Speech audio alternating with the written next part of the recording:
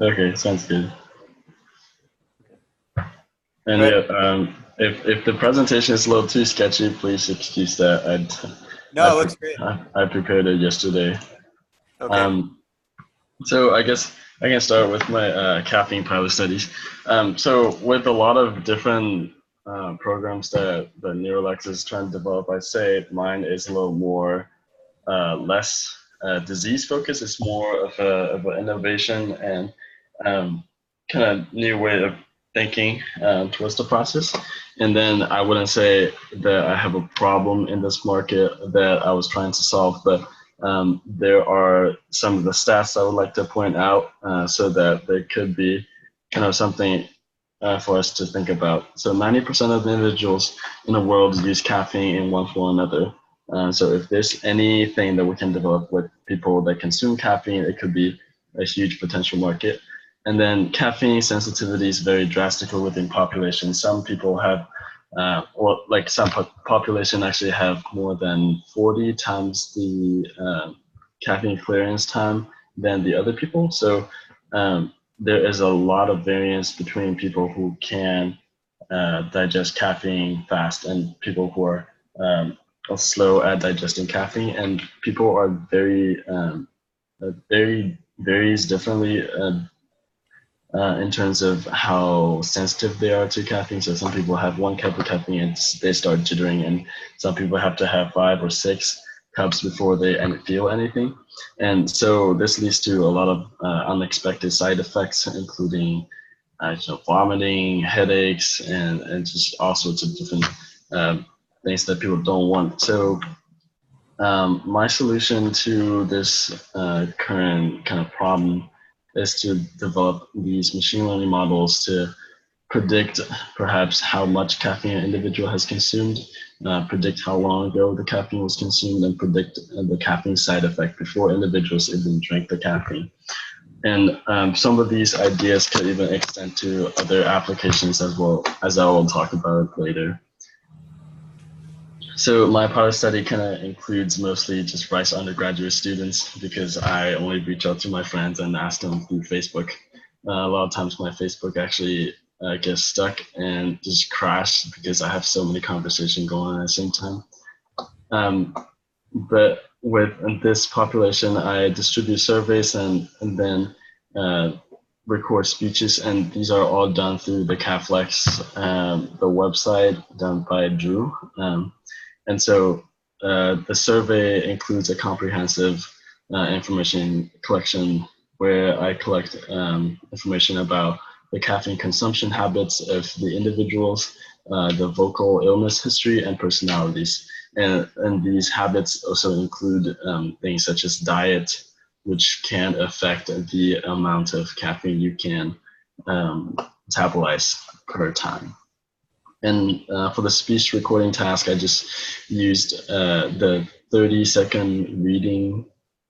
I used a test where the subject needs to read a randomly generated text for 30 seconds, and everything is recorded, and then the features are extracted. So this is kind of like the overall work flow chart of what my study looks like. Once the subject has received a sample ID, they go to the website and they type it in and type in the time point and the consent to the form. Then they do the voice recording for 30 seconds. And then after that, they do the survey. And then after they have completed everything, they can go back again and do their collection time point at different time points. So we have before consuming caffeine, and then after consuming caffeine, you have 15 minutes, 30 minutes, 60 minutes, 90, and then 2 hours. And all these, so ideally, every individual will have 6 time points throughout their collection. And so here's the outcome. We have around 39 individuals with various number of sample points collected. Overall, we have 109 good quality sample points in total. That includes the extracted voice feature after run through the API and the survey results, and these are all in JSON format. And however, unfortunately, I was unable to go through the machine learning model because of the senior year. I have a lot of applications, and and work that I haven't been able to get to it. I did talk to Reza about potential ways to analyze these data because there are very few samples within each group of statistical analysis thing, the group I was going to do. So I've thought about ways to do the statistics, but just have never gotten the time. And impact. So it might occur to you that this caffeine test sounds like it has absolutely no profit whatsoever in the market. And so here is kind of how I will try to defend my project and how it could be potentially a moneymaker. So first, the NCAA and Olympic Committee, they actually conduct they conduct caffeine tests on individuals, athletes. I have a couple friends that are in soccer, NCAA soccer and football, and they said they do, like some sports do more than one test per year on caffeine, and some sports doesn't. So I'm just assuming that one athlete will be tested of caffeine 1 year. And so I found cost of caffeine blood and urine test to be $34, and if you multiply that by the number of NCAA athletes and Olympic athletes together, you get 14.7 million per year. And so, in addition to that, there's the usage of this caffeine study could also go towards optimizing doses of caffeine for individuals. So now, there are definitely overdoses of caffeine everywhere. People don't realize that they don't need that much caffeine until they get cold sweats. So even just have this app that is convenient for other people, that is something that's very desirable.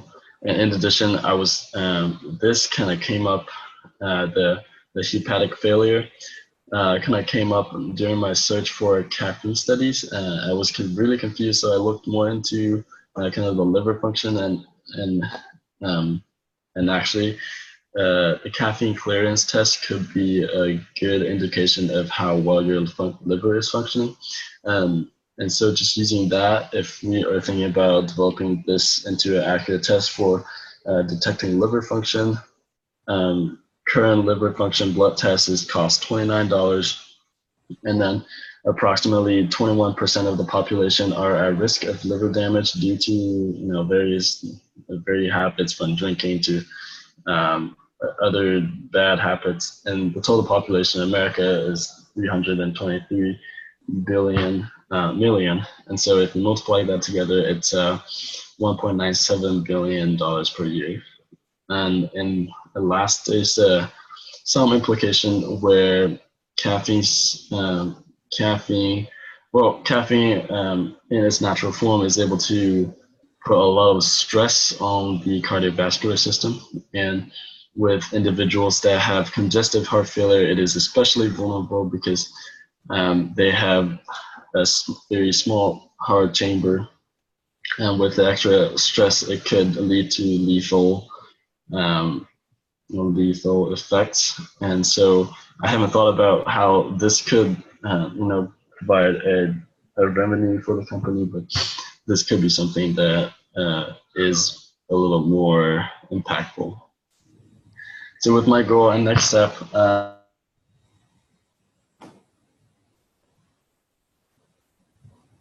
you still there, Peter? Hello? I think you cut out. Interesting. The market. You're good. No. So yeah, I think I have everything covered on these bullets, but I'd love to do more analysis on the samples I've collected, but I just am not sure how much time I can commit. As you can see from the past 2 weeks, I have done absolutely nothing for my project. And then in the future, if there are needs for mentoring future innovation fellows, I'd love to take on that task. I mean, I feel like I've learned a lot by just establishing this pilot study and how much details have to go through before even distributing the survey from the website, from just JSON format, from the scripts, and from IRBs. And I've learned a lot. I feel like I can definitely help people out if they need that experience. And conclusion, I don't have a Twitter, so this is my Facebook name. And then this is LinkedIn. Thank you. Awesome, Peter. Thanks. Yeah, thank you. Any questions? Any comments? Good? I just had a quick question. Yeah. I know at one point he was looking to reach out with Jake Peacock on the analysis side with all that JSON. Yeah. Were they ever able to sync up on that? Were you ever able to sync up with Jake on the JSON? Oh, Jake Peacock? Yeah. No. So I think I talked to him a month before this demo day, and we talked about how we need to sit down one weekend and just hammer it out, but we never did. Okay, no worries. I guess any other? Guess not.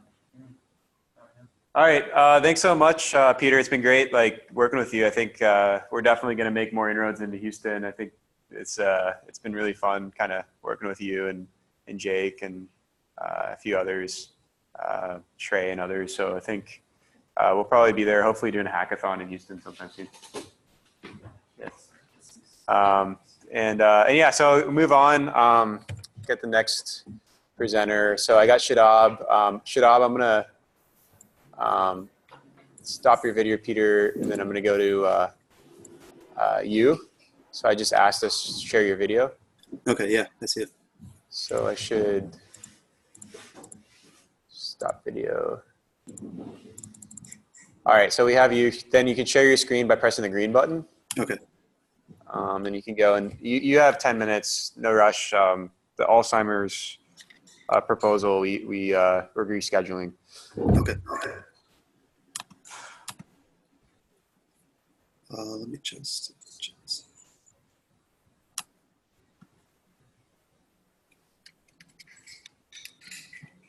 Yeah, so this is my proposal for the topic I was working on, and that's using voice analysis to detect anxiety. So just a general outline of what I'm going to go through. So the problem with the anxiety is that it's highly prevalent. It affects about 1 in 14 people worldwide, with 140 million cases in the US alone. And in 1990, about 30 years ago, our healthcare cost for it was about 42.3 billion. So the main problem that we have with it is that about 1/3 who are diagnosed with anxiety receive treatment. And of that third, only about 13% receive the bare minimum amount of treatment. And this is due to the high treatment costs for anxiety. So the typical cost per year is about $1,500, and 20% of the patients have to pay this out of pocket. So this is a huge cost to them. And the reason the costs are so high is just because of the different treatment options. So if they want to take medication, it averages out to about $760 per patient. Or if they want to seek therapy, it can come down to $100 an hour, which can quickly rack up. So the main goal that we have for this is to find some sort of cost-effective solution that is very accessible to them and help them find the help that they need and help see what can be done for them. So there are several different ways to diagnose it. So there's different self-assessed questionnaires, such as the self-rating anxiety scale, back anxiety inventory, social phobia inventory. So these are different ways that they can use to help diagnose the level of anxiety that they have. But what we want to focus on is identifying acoustic biomarkers that are associated with anxiety symptoms, which I'll go a little bit more in depth in the later slides. So essentially, we're looking for markers in their voice samples that can be help associated with symptoms of anxiety to help make it much easier for them to be diagnosed in a much more cost-effective method. So our target biomarkers are associated with their symptoms as included. So these symptoms can include restlessness, nervousness, and not being able to run away from these type of symptoms, increased heart rates, trouble sleeping. So it's a whole different group of symptoms on its own. So these symptoms were associated with changes in their voice, and these are very minute changes that usually can't be heard by ear, but through the power of technology in this modern age, we can use these frequencies in their voice and start associating them with these symptoms. So there's been much research done since the 70s that have associated with microtremors with the frequency of 10 hertz, which has been associated with physiological stress. And just in 2015, there was more studies done that looked at fundamental frequency. That was a biomarker that they associated with social anxiety. So a potential way we could go about this is utilizing the research that's been done and using these variables in their voice samples to see if we can associate that with their answers from their questionnaire and see if there's a correlation. So reimbursement-wise, it's a little bit tricky. There is ICD and IC9 code for it, but the problem is for digital anxiety screening, there's no current system in place for it. So in order to lobby for this, we would need support from Medicare and Medicaid services, and along with the collaboration from the American Psychiatric Association in order to have any hope of legislation for digital anxiety screening. Right now, what can be reimbursed and be a source of revenue is that psychotherapy and diagnostic psychiatric in-person interviews are reimbursed. So that would be a good step to start off with in building up a screening test. So the impact that I have with this, the impact is that in the early stages, if we can intervene with the symptoms of anxiety, we can decrease its progression, obviously, but we can help it developing altogether. And if left untreated, they usually end up having much higher chances of developing conditions such as depression and substance abuse. So early intervention can help make sure that this doesn't happen. And by having it more objective and affordable, there's much more people that can go and seek the help that they need. The problem I saw with, especially with social anxiety, is a lot of people don't go off and find the help that they need. They just live with it. And that's not only because of the cost, but also just the social stigma between finding help for mental issues. So by having a much more accessible cost, we can help shift that stigma away to helping them find the help that they need without any fear of repercussion or any social pressure in doing so. So next goals would be, as I mentioned, which is investigating literature for more observed anxiety biomarkers. So we can test this with voice samples that we can collect. So over the past months, I've been developing a very good relationship at NYU, and I'm on the board seat for their Innovation Society. So I'm planning on trying to start a campaign later in the year to help collect voice samples from various students, various majors, and of the various schools at NYU. And correlating with the survey that they take beforehand, that's similar to the self-assessment questionnaires that I talked about previously in the presentation, and seeing that if we can create any sort of correlation between their survey answers with their voice samples to see if it correlates with the research that they see for anxiety biomarkers or potentially finding something new on its own. So aside from that, my personal goals are finishing the rest of graduate school. So right now I'm currently pursuing my master's in biotechnology. So I have about a year left in that. And on the side, I've started Coursera's deep learning specialization. Because just from doing this research on its own, I realized the more important initiative to be on top of coding. So I used to code a lot back in the day, but the problem was I wasn't very consistent with it, so I forgot a lot. So by doing this Coursera specialization, I'm definitely getting back into it. So I'm about a third of the way into the specialization. I feel like I really do want to incorporate this into the future projects that NeuroLex could have and help out and learn on help my learning. Aside from that, I'm going to be continuing working on my own startup. So about November of last year, I started my own startup called Accumulab, which is a research collaboration platform. So right now I'm doing customer interviews with Mount Sinai Health Systems, basically trying to see what their main pain points are in their own research and how we can streamline their data collection. And on the last side, I do also want to work with the future innovation fellows in the upcoming tribes and also be involved in NeuroLex. Whenever you guys come to New York, I would definitely love to link up and we can talk more in depth. We have someone from New York in the crowd here, Shadab. So it's good for you guys to at least see each other. Yeah, of course. Yeah, we could definitely link up and talk more from there.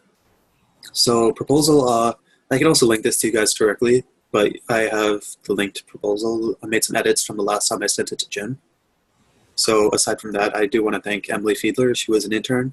She helped me with the proposal, and I also want to thank Jim and the rest of the NeuroLex team for all the guidance that they've given me. And it's definitely something I've never done before, being able to look at more of the regulatory side to research. So I feel like this is a very valuable experience to me that I do want to continue building upon.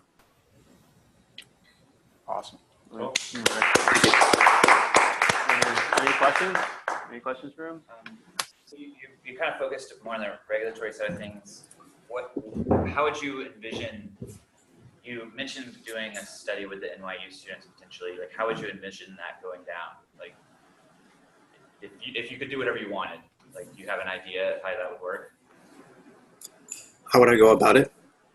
Yeah, like how would that study, like not like specifically, but like maybe like a general idea of like what, like how the voice samples would be obtained, like in what, like would it just be like taking samples from people and then just doing the analytics, or do you need them in certain ways to get this? So, like, certain event thing? So the first thing I would do first is try to make like some sort of open-ended survey that gets their thoughts out on how they're feeling so far to various points in the school year, and then correlate that with a voice sample that I would have them take. In terms of the voice sample, it could be anywhere from reading like a random passage or just describing how they're currently feeling right now at this point of the school year, and from there doing some sort of analytics. I'm kind of unfamiliar with how this would take place.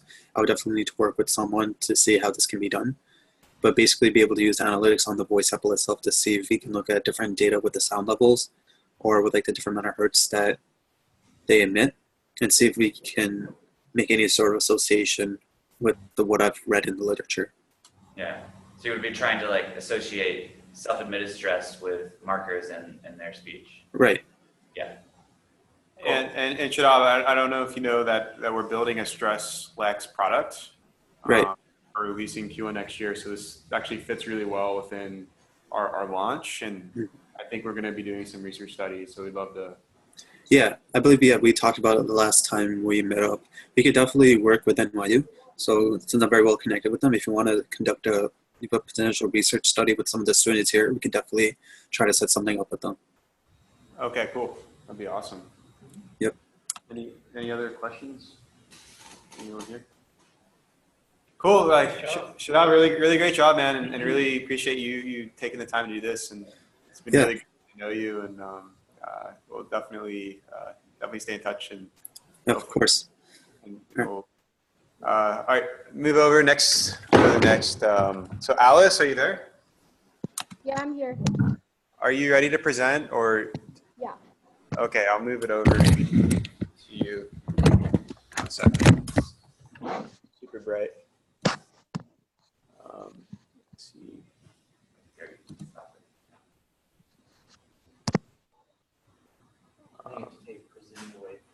Yeah, I gotta take it away from him. I think I guess remove. Okay, you're good. You're good. Is it sharing my screen? Yep, I see it. We see it.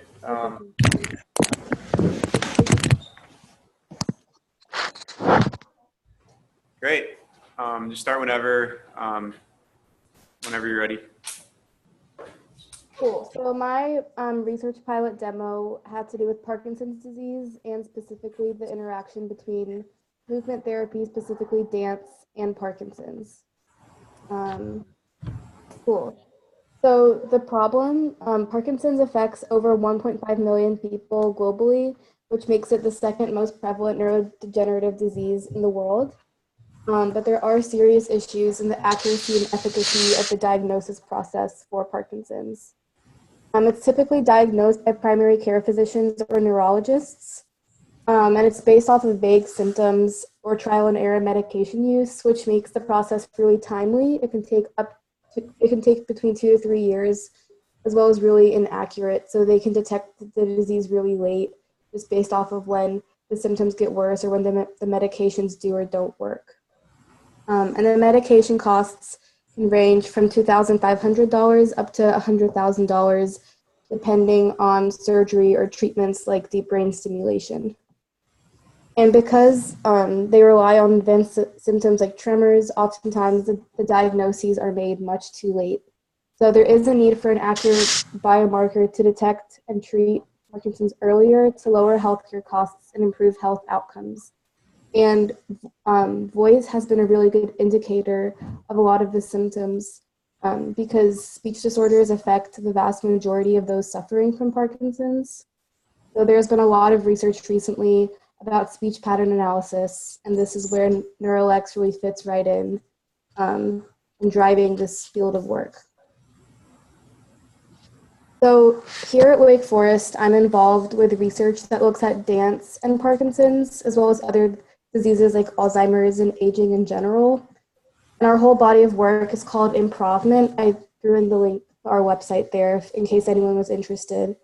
But we teach classes in the community. So I teach a weekly class for people with Parkinson's. That's me in the picture.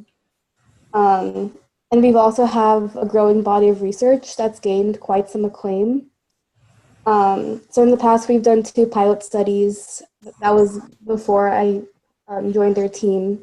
But we recently got awarded an NIH grant for a larger study that will look at improvisational dance as a method to improve quality of life for people with Parkinson's and Alzheimer's. So I thought this was a really great way to find the overlap between NeuroLex's mission and the work that I'm already doing, because I am really involved in the Parkinson's and geriatric community in Winston-Salem. And I also threw in a picture from one of our pilot studies that shows the pre-training and post-training after the dance intervention. So you can really see the modular changes in the structure of, I think this one, it's the basal ganglia and the premotor cortex. So we have scientific evidence that dance really is useful and neuroprotective for people living with Parkinson's. So the goals for my demo were to work with the other fellows at UW to expand their research pipeline focused on Parkinson's. There are 2 other fellows doing PD research, so I worked with them some. And my goal is to collect Parkinson's data here in the North Carolina Triad area. And I wanted to add a focus on Parkinson's progression in relation to movement or exercise interventions. Additionally, I had the opportunity to work in a neuroimaging lab this summer where I had the opportunity to analyze fMRI scans. And I wanted to use that opportunity to further my work and my understanding of Parkinson's. So I wanted to look at a potential connection between the basal ganglia and language and motor circuitry. So in terms of how the progress is going, a large part of my work was actually the background research. It was really useful, and I really went in depth learning about the dance side of Parkinson's and the language side of Parkinson's, and possibly seeing that there could be overlap. And my hypothesis was that dance isn't just a one-edged blade where it just helps balance or cognition. I think it really impacts, there's not enough research on the ways that movement helps the brain. And one of my hypotheses was that dance could also help with the language deterioration that people with Parkinson's suffer from. So I conducted a new analysis on previous pilot study data. So I picked a new region of interest. For me, I picked the cerebellum and analyzed how the community networks changed before the dance intervention. My hypothesis actually wasn't correct. I was looking at a specific network between the cerebellum and the basal ganglia. So that didn't actually increase the way I was expecting, but we do see the cerebellum really increase within itself. And of course, all these networks are really complex, so there's still a lot more work to be done there. And then I created a survey through JSON that will be used once I start collecting data. And I collaborated with other fellows from UW to make sure we had a lot of the same questions, and I added in movement-related questions to their survey. Along all the data we gather, we'll be able to distinguish between people with Parkinson's who do some sort of dance or movement intervention and people who don't. That's a comparison we'll be able to make further down the line. And I also got pretty far along in my recruitment, in person and over email. So in Winston, I of course talked to the people that I teach dance class to, and they were really excited about it, and they spread the word. I presented at a Parkinson support group, and I emailed a lot of different health clinics, other support groups, and Dance for Parkinson's foundations within the state. So I've got about 50 people who have already said yes. In the past month, I've kind of slowed down on recruitment just because I don't have the survey yet. The survey or the actual app is still in development.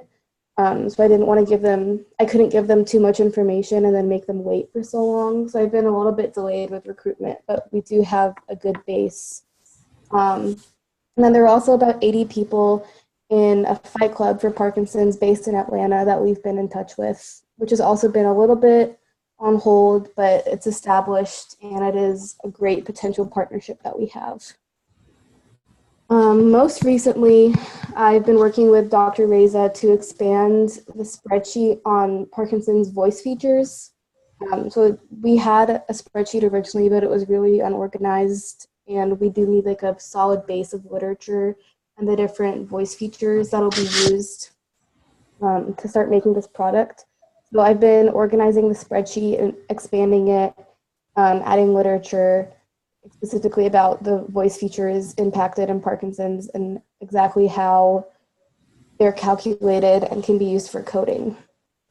So in the near future, of course, I have to start data collection once the app is developed, and then further down the line, analysis in comparison with the data collected at UW.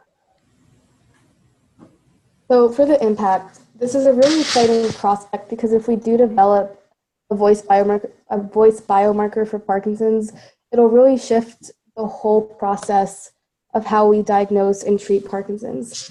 Because it'll reduce the diagnosis time from 5 years to 5 minutes. It'll really shift the focus out of the doctor's office and into the home potentially, and it'll drastically cut prices from $5,000 down to potentially $200 based on how expensive this product will be. And of course, furthered research that explains movement's impact on speech and motor circuits in Parkinson's will be crucial in the way that we develop this field further and look at different treatment options. And dance and other non-pharmacological interventions are really on the rise. So it's exciting to see this really interdisciplinary field emerging. And I think an overlap in research will be really useful. So it'll create a paradigm shift for a more creative, effective, and accurate intervention and other options for people living with Parkinson's and their caretakers. So for my goals and next steps, I do want to stay involved and extend the scope of my research project. Actually, this might be a little difficult within the next half year because I'm going abroad next semester. But I do want to stay as involved as I can, even if it's just like reading updates. But I'm hoping to kind of promote the Tribe 2 application here at Wake. I think I'm presenting at our neuroscience club. And hopefully maybe someone else from Wake will join Tribe 2 and I'll be able to pass on my project into their hands and get the study rolling. And over the summer, I'm thinking about interning with a startup if I don't continue. I might,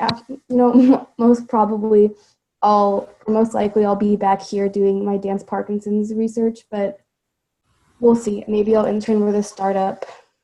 And I'd love to mentor future innovation fellows and hopefully go to future NeuroLex social events whenever I am back home in Atlanta, which is more often now that I have a car here. So I'm hoping to be able to attend events when I'm home.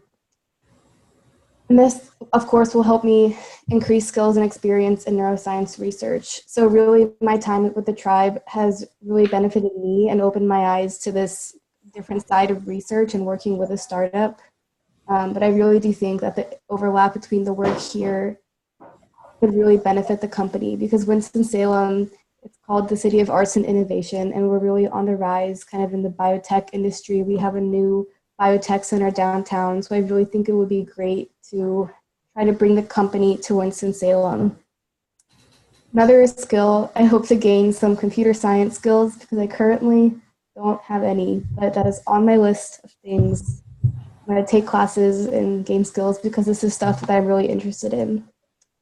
I'm a sophomore at Wake Forest right now, so in 2 years after graduation, I hope to secure full-time employment. It might be with the research team I'm on now. It might not be. I don't know.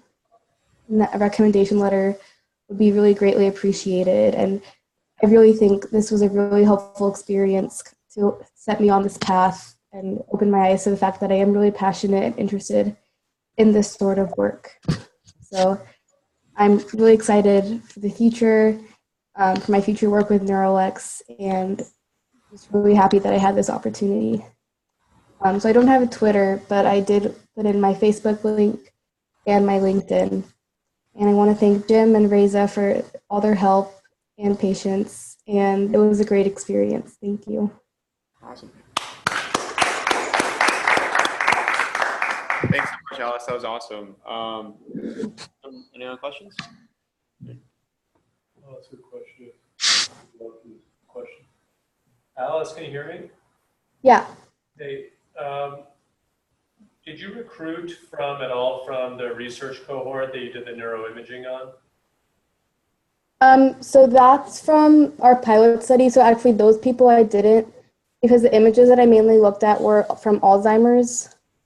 But they recommended people to me.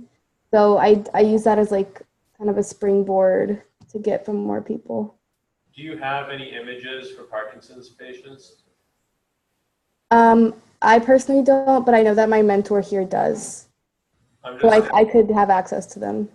Yeah, if you wanted to have an agreement with your mentor's lab, you could collect voice data for patients that have already been scanned, or might be scanned again in the future, and see pre and post changes with voice as well. That'd be pretty interesting. Yeah, that'd be really interesting. Other data, but regardless, we can get I think we can get the app up and running. It was more the IRB approval that we were waiting on, but I think we can push it pretty quickly. Could she be on that paper that you're publishing for Parkinson's? I think that would be a good. Does she know about that? I think so.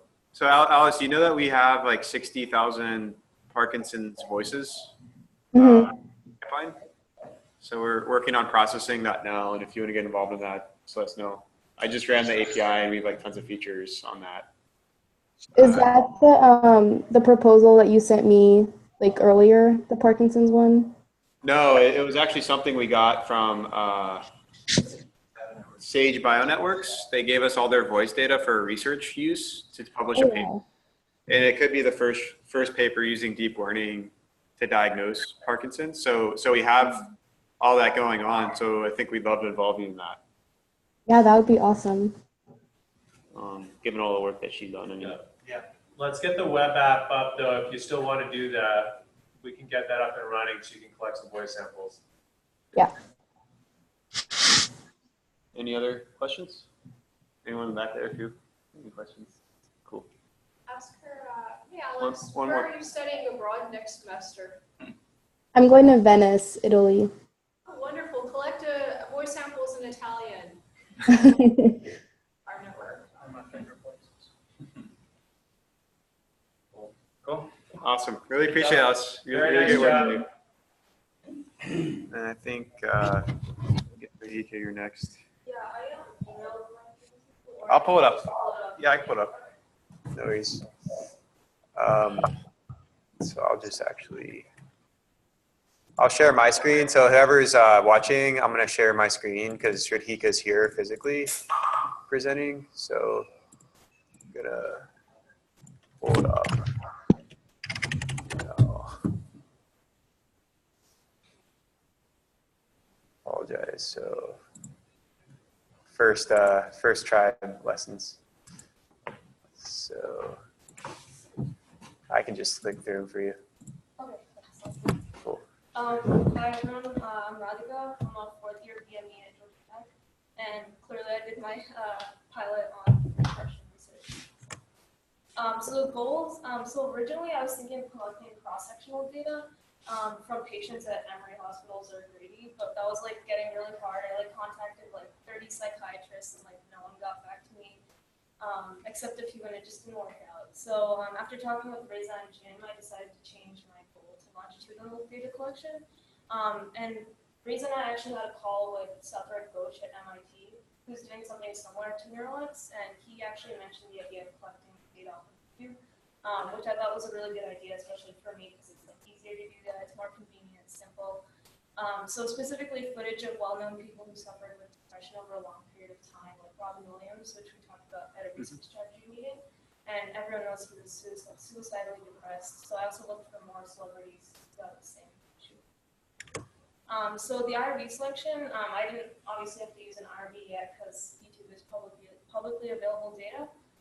But down the line, I'm thinking that we'll use the NeuroLex IRB to analyze the data, especially for the data from bloggers who might want their data protected. But maybe probably not for celebrities.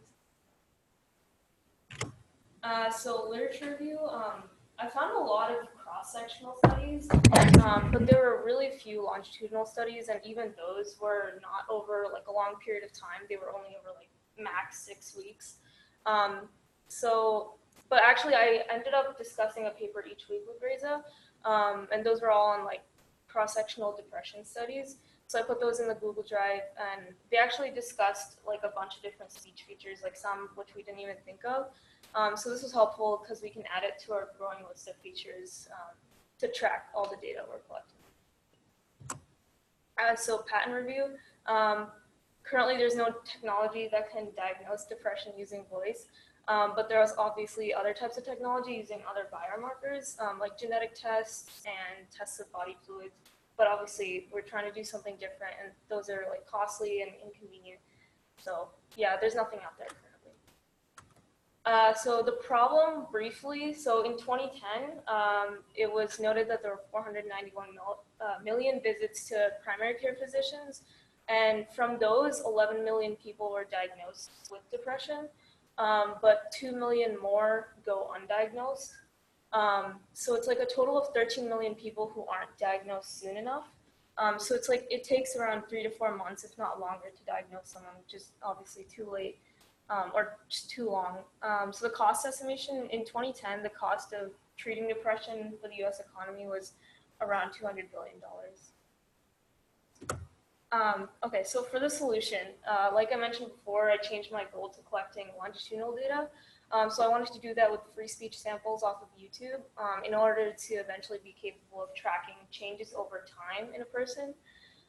So yeah, like I said, it's simple, convenient, cost-free, to gather a large amount of data over a short period of time. And like I said before, we're focusing on celebrities who've been known to have been diagnosed with depression at an early age and suffered with it throughout their life. So these are just like some screenshots of some of the videos I watched. So the top is all Robin Williams over time. The second one is Mindy McCready, Chester Bennington. Those are 2 of him. And then these are just 2 random YouTube bloggers. Okay, so I have an Excel sheet. You don't have to pull it up, it's fine. So I collected samples from 8 interviews of Robin Williams, who again we know was suicidally depressed over 8 years of his life. So from age 55 to 63. And so that was about a total of 21 minutes of voice, or like 52 samples of 20 to 30 seconds each.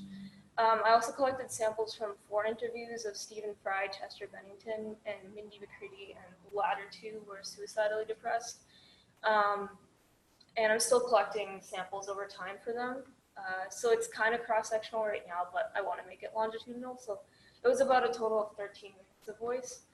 And then I also started collecting data from YouTube bloggers as well, because it turns out there's actually a lot of people who are open about their depression. And originally I couldn't, it was like really hard for me to find it when I just searched depression on YouTube.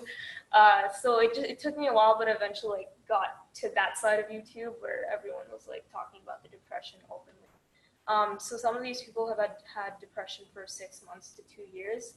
And again, I'm still collecting samples from other points in their life. So like looking at the date when they uploaded it, I can see like how long they've had depression. And yeah, make it longitudinal basically. Okay, so my goals and next steps, like I said, I'm a 4th year BME. I'm graduating in May.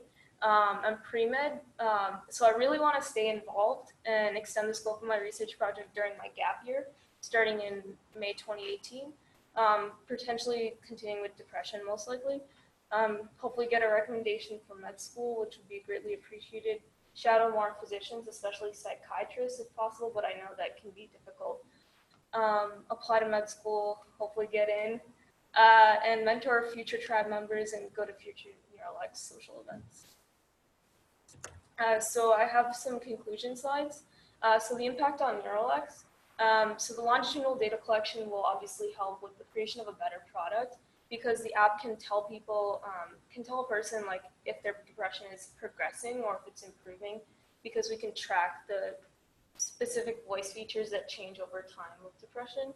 And actually also doing a continuous literature review, I've been able to contribute to a growing list of speech features, like I mentioned before.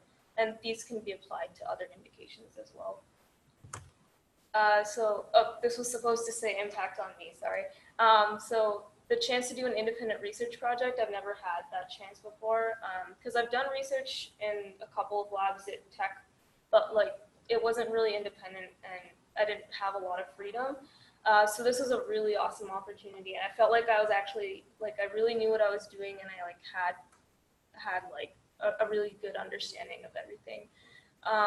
I'm also getting new insights into psychiatry and considering that as a specialty down the line. And doing a literature review with Reza weekly helps me understand kind of the data processing side of things just a little bit. I like have no understanding of that at all, but like it helps just to talk about it a little bit from papers and stuff. Yeah, cool. LinkedIn. No, that's awesome.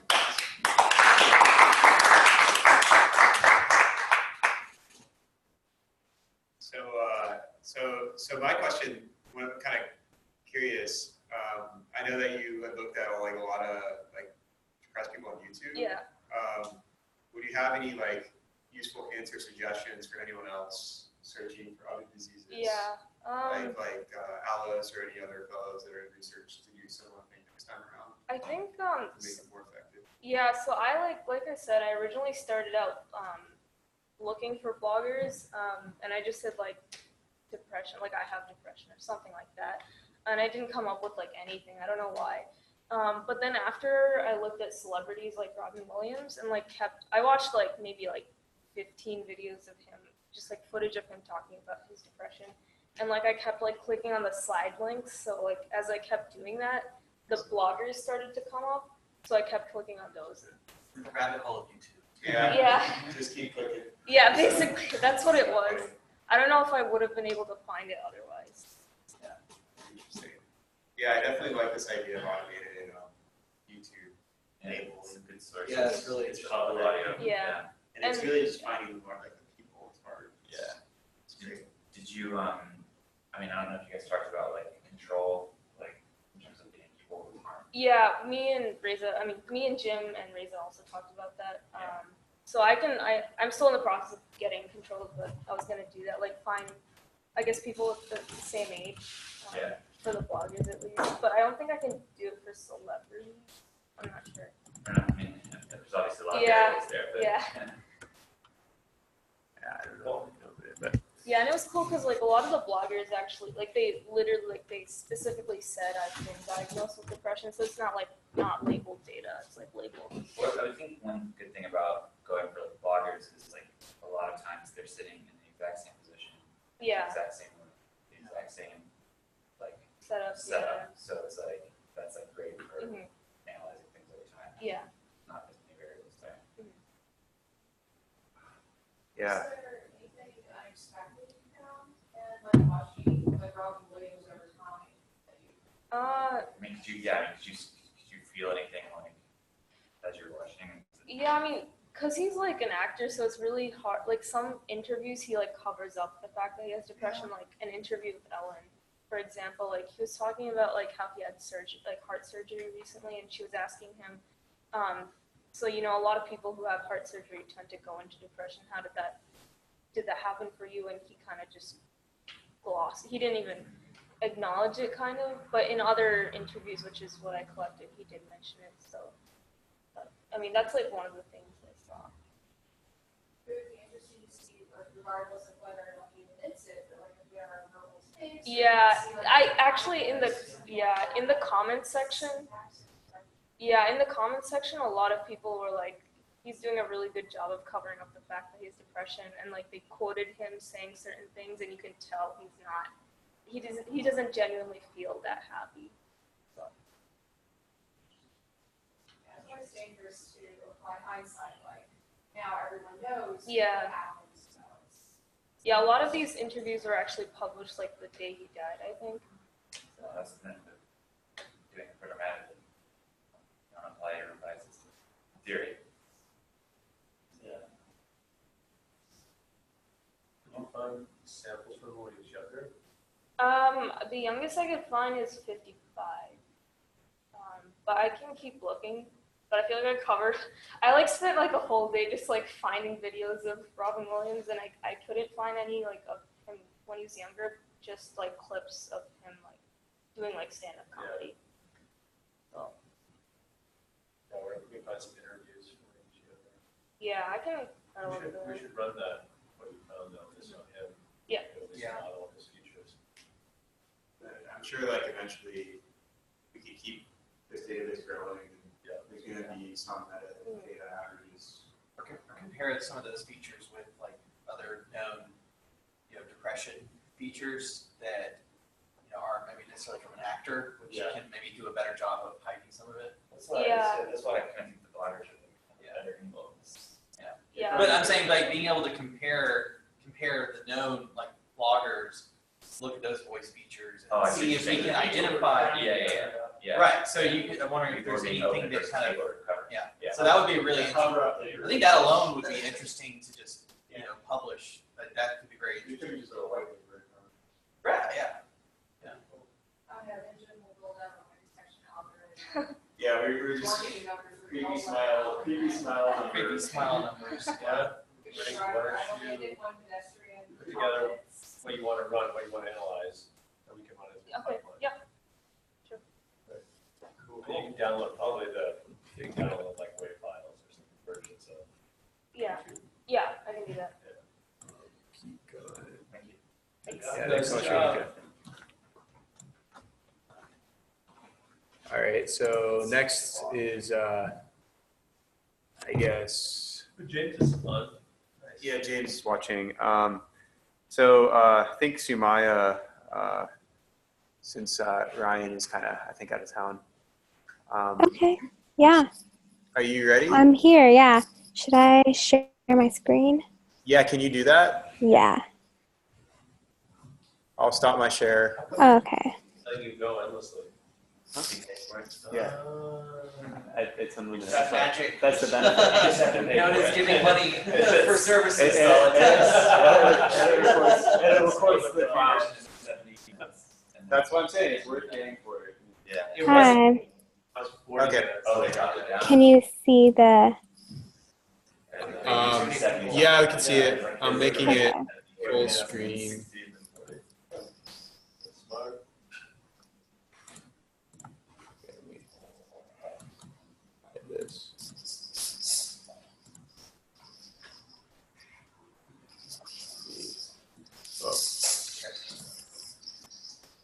All right, go ahead, Sumaiya. Hi. I'm Sumaiya. I'm a second year at Brown, and the goal of my research pilot was to establish a new pilot within NeuroLex, something that has not been part of the diagnosis group of different, I guess, situations that NeuroLex is diagnosing. In particular, I wanted to dive into opioid addiction.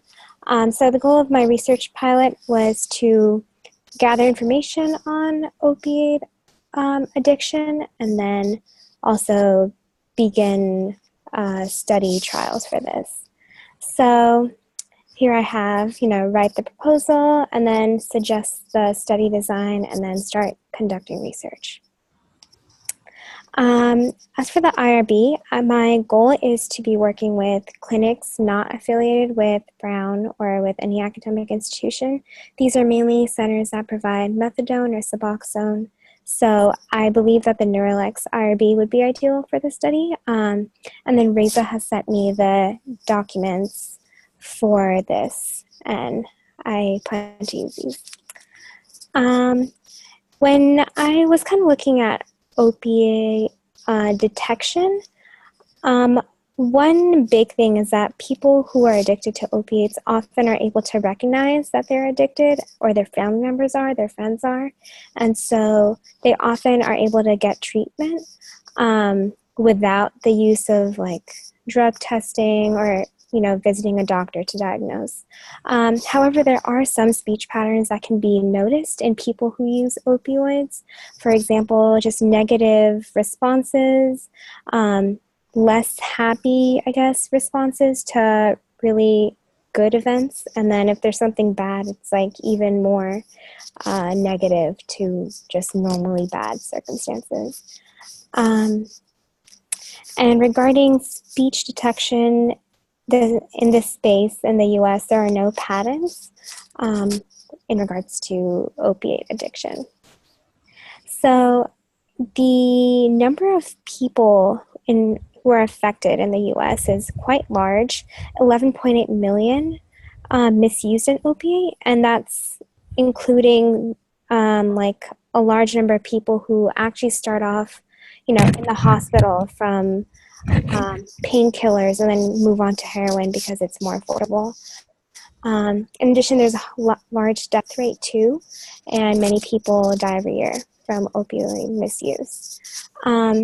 In terms of in the healthcare space, 259 million prescriptions were written in 2012. And then cost was kind of like a difficult figure to find just because each facility, you know, spends a different amount of money, and it depends on counseling, inpatient services. So there was a study that I guess estimated about $8,000 a month per facility for methadone treatment. So one issue that I guess having this study fit in with NeuroLex's goals is that opioids are, or people who use opioids are able to recognize this on their own. However, one issue I would see that can be a problem for the healthcare system is that people who are just starting to become addicted might not recognize until they're very much addicted. And so I hope that the speech diagnosis would be able to impact them, as well as those who have been clean for many years or many months and are starting to exhibit relapse. And hopefully the goal is that NeuroLex will be able to detect differences in speech pattern for these two groups. So my first research study, just because based on literature there weren't actual, I guess, links to speech and opioid addiction, is doing a comparative study between pre-Suboxone users and post-Suboxone users and seeing how the drug affects their speech, their mood, etc. This I plan to do in the next few months. I haven't really determined like how many samples I'll have to get and over like what period of time, but this is a preliminary study, getting samples from people visiting a clinic. Afterwards, I plan to go a little more, probably doing the same or targeting the same individuals to see over time how their speech might change over the course of a day as well as over the course of months. And so I have not started this project yet just because I've still been sort of writing up my plan, figuring out the controls. But my goal is to really dive into this project just because I think Radhika mentioned this too in her presentation, was the independence of this research study is really different than anything I've been in before. And like being the only one, I guess, in Providence doing this, it's a pretty big deal to me, and I'm very excited to get this started. In terms of how this will help me, I'm really interested in working with patients or in a clinic because I want to go to med school eventually. And And the second thing is I also really like the startup space and the research space. I study biomedical engineering, so a lot of that is motivated by how can we keep evolving medicine, and obviously the fact that we can use an app to detect, a variety of psychiatric disorders is a very, I guess, large step. I also just want to disclose my own limitations. Just because I'm the only one doing this here, I feel like my work is slow, or and I guess that's the only way I can express that, as well as I guess navigating the clinical rules and designing the study and making sure I'm ethically following or being considerate to those who are involved with the study. And so, yeah, thank you so much for listening to the presentation. Yeah. Awesome. Does everyone know what Suboxone is? I've heard the term before. So one thing, Sumaiya, is I don't think everyone in the room knows what Suboxone is. It'd be awesome. Okay. Yeah. Sorry about that. Currently, Suboxone and methadone are the two drugs that most addiction clinics use to treat people who have opioid addictions. Based on clinical studies, Suboxone has been shown to not only keep or hinder their cravings for drugs, but also just to elevate their mood, get them back on track, and get them more socially involved, because often people who are addicts, tend to stay away, isolate themselves from society. So the drugs have been pretty successful and are what's the standard for treatment now. Gotcha. And I knew that. I just want to make sure everyone knew. Okay. Any questions? Sumaiya, have you made any progress with clinics? Can you reach out, or any clinics where you can kind of collect data? Yeah, so I have found a few clinics. I still have not gone. I'm sorry about that, but I will go now since I've planned out the research study. I was still trying to figure out, what the procedure is, I guess, the protocol, which thank you for helping me with, Reza, about that was Reza, right? Okay. What about the methadone clinics? I mainly found Suboxone clinics in my area, so that was the one I was going to go to. Check that out. See if you can find, there should be a methadone clinic, at least one in Providence. Okay. Okay. The signal will be stronger if you go to a methadone clinic. The other one too is Acadia Healthcare is pretty big, and I knew the chief medical officer for Acadia Healthcare, and they saw 200,000 people with opiate addiction. So it was pretty dang big across many states. So if we get a pilot study going that has signal in Brown or somewhere, then it might make sense to scale it up through that. So okay. Just wanted to mention that here, because I don't know if everyone knew that it's Acadia seemed like a good channel. And we talked with them a while ago. Okay. I mean, and that definitely makes sense because it's so large scale. Yeah. Any other questions? No. I'd be really curious to see if people with opiate addiction, because I know some people with opiate addiction, and they are really negative, if the sentiment of the of a session with the person is more negative sentiment in the text, in your API. Because I imagine they're more negative upon responding to simple things. Irritability and negative. It's just they just have a negative sort of sentiment to their words. But at least from my experience, conceptually, I'd be really interested to see if that some of the linguistic features are more negative. Show up as negative. Okay. Yeah. I'm just curious about that. I don't know. Oh, okay. Yeah. But I really appreciate your work. It's really great, and we're really looking forward to continue to work with you. And it's been super fun. Thank you. I mean, thank you so much for, I guess, letting me into the team and allowing me to experience this. Yeah. Awesome. Cool. Thanks. Thanks. Keep us updated. Okay. So we're gonna take a quick break, guys, till about 3 o'clock, just to take a breather. So you guys have a little bit of time. You feel free to network with us, talk, and we've been like all day working. It's supposed to organize professional. We didn't break up here. Oh, sorry, so it was like laying down, you guys walked in. I was dead asleep. Yeah, Reese's pastels. We have beer bottles lying around. I had to get Reza the beer. I was like, Reza, wake up. Because the last time I hung out with Reza was at the Cape. That was fun. So I figured I had to like return the favor. It's not funny.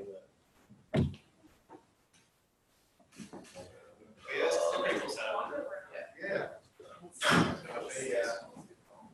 So this is my late.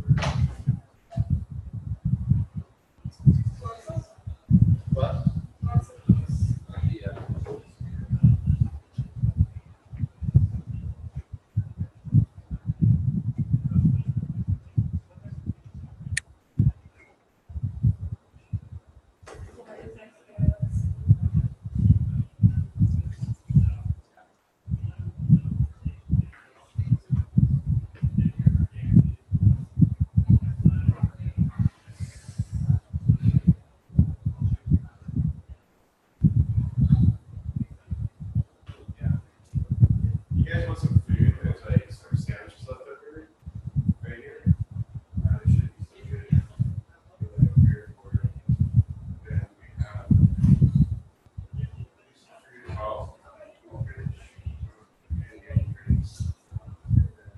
yeah, I guess my mom brought those. It's kind of funny. I didn't even know like these are yours.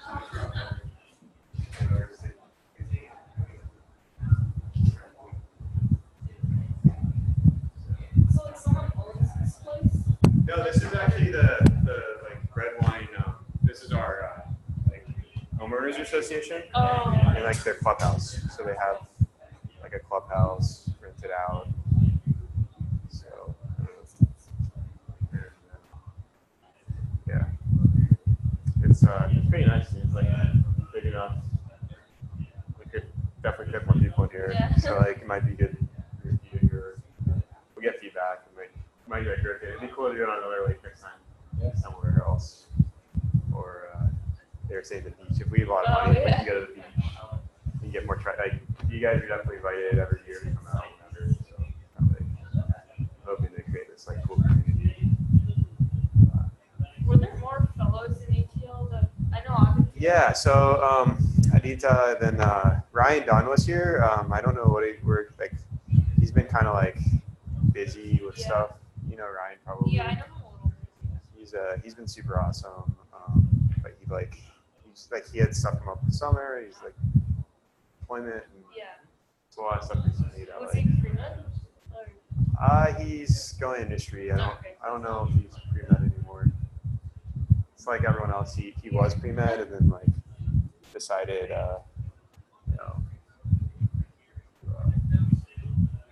probably shut down.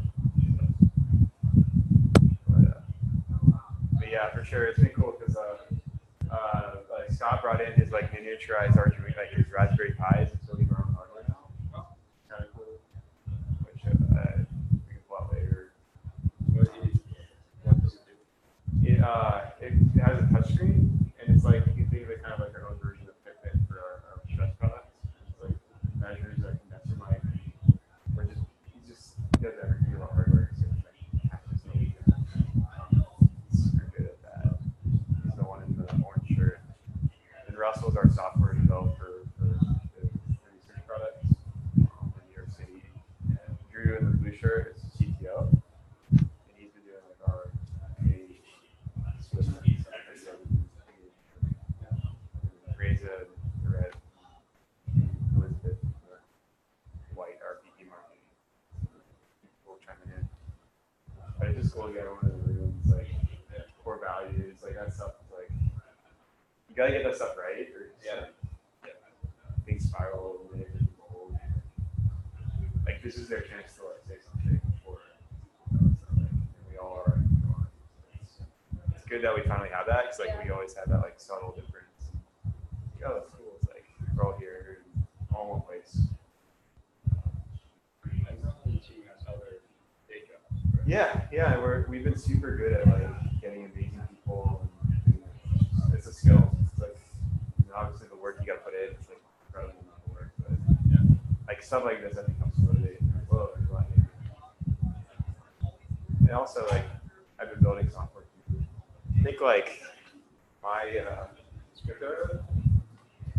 We have.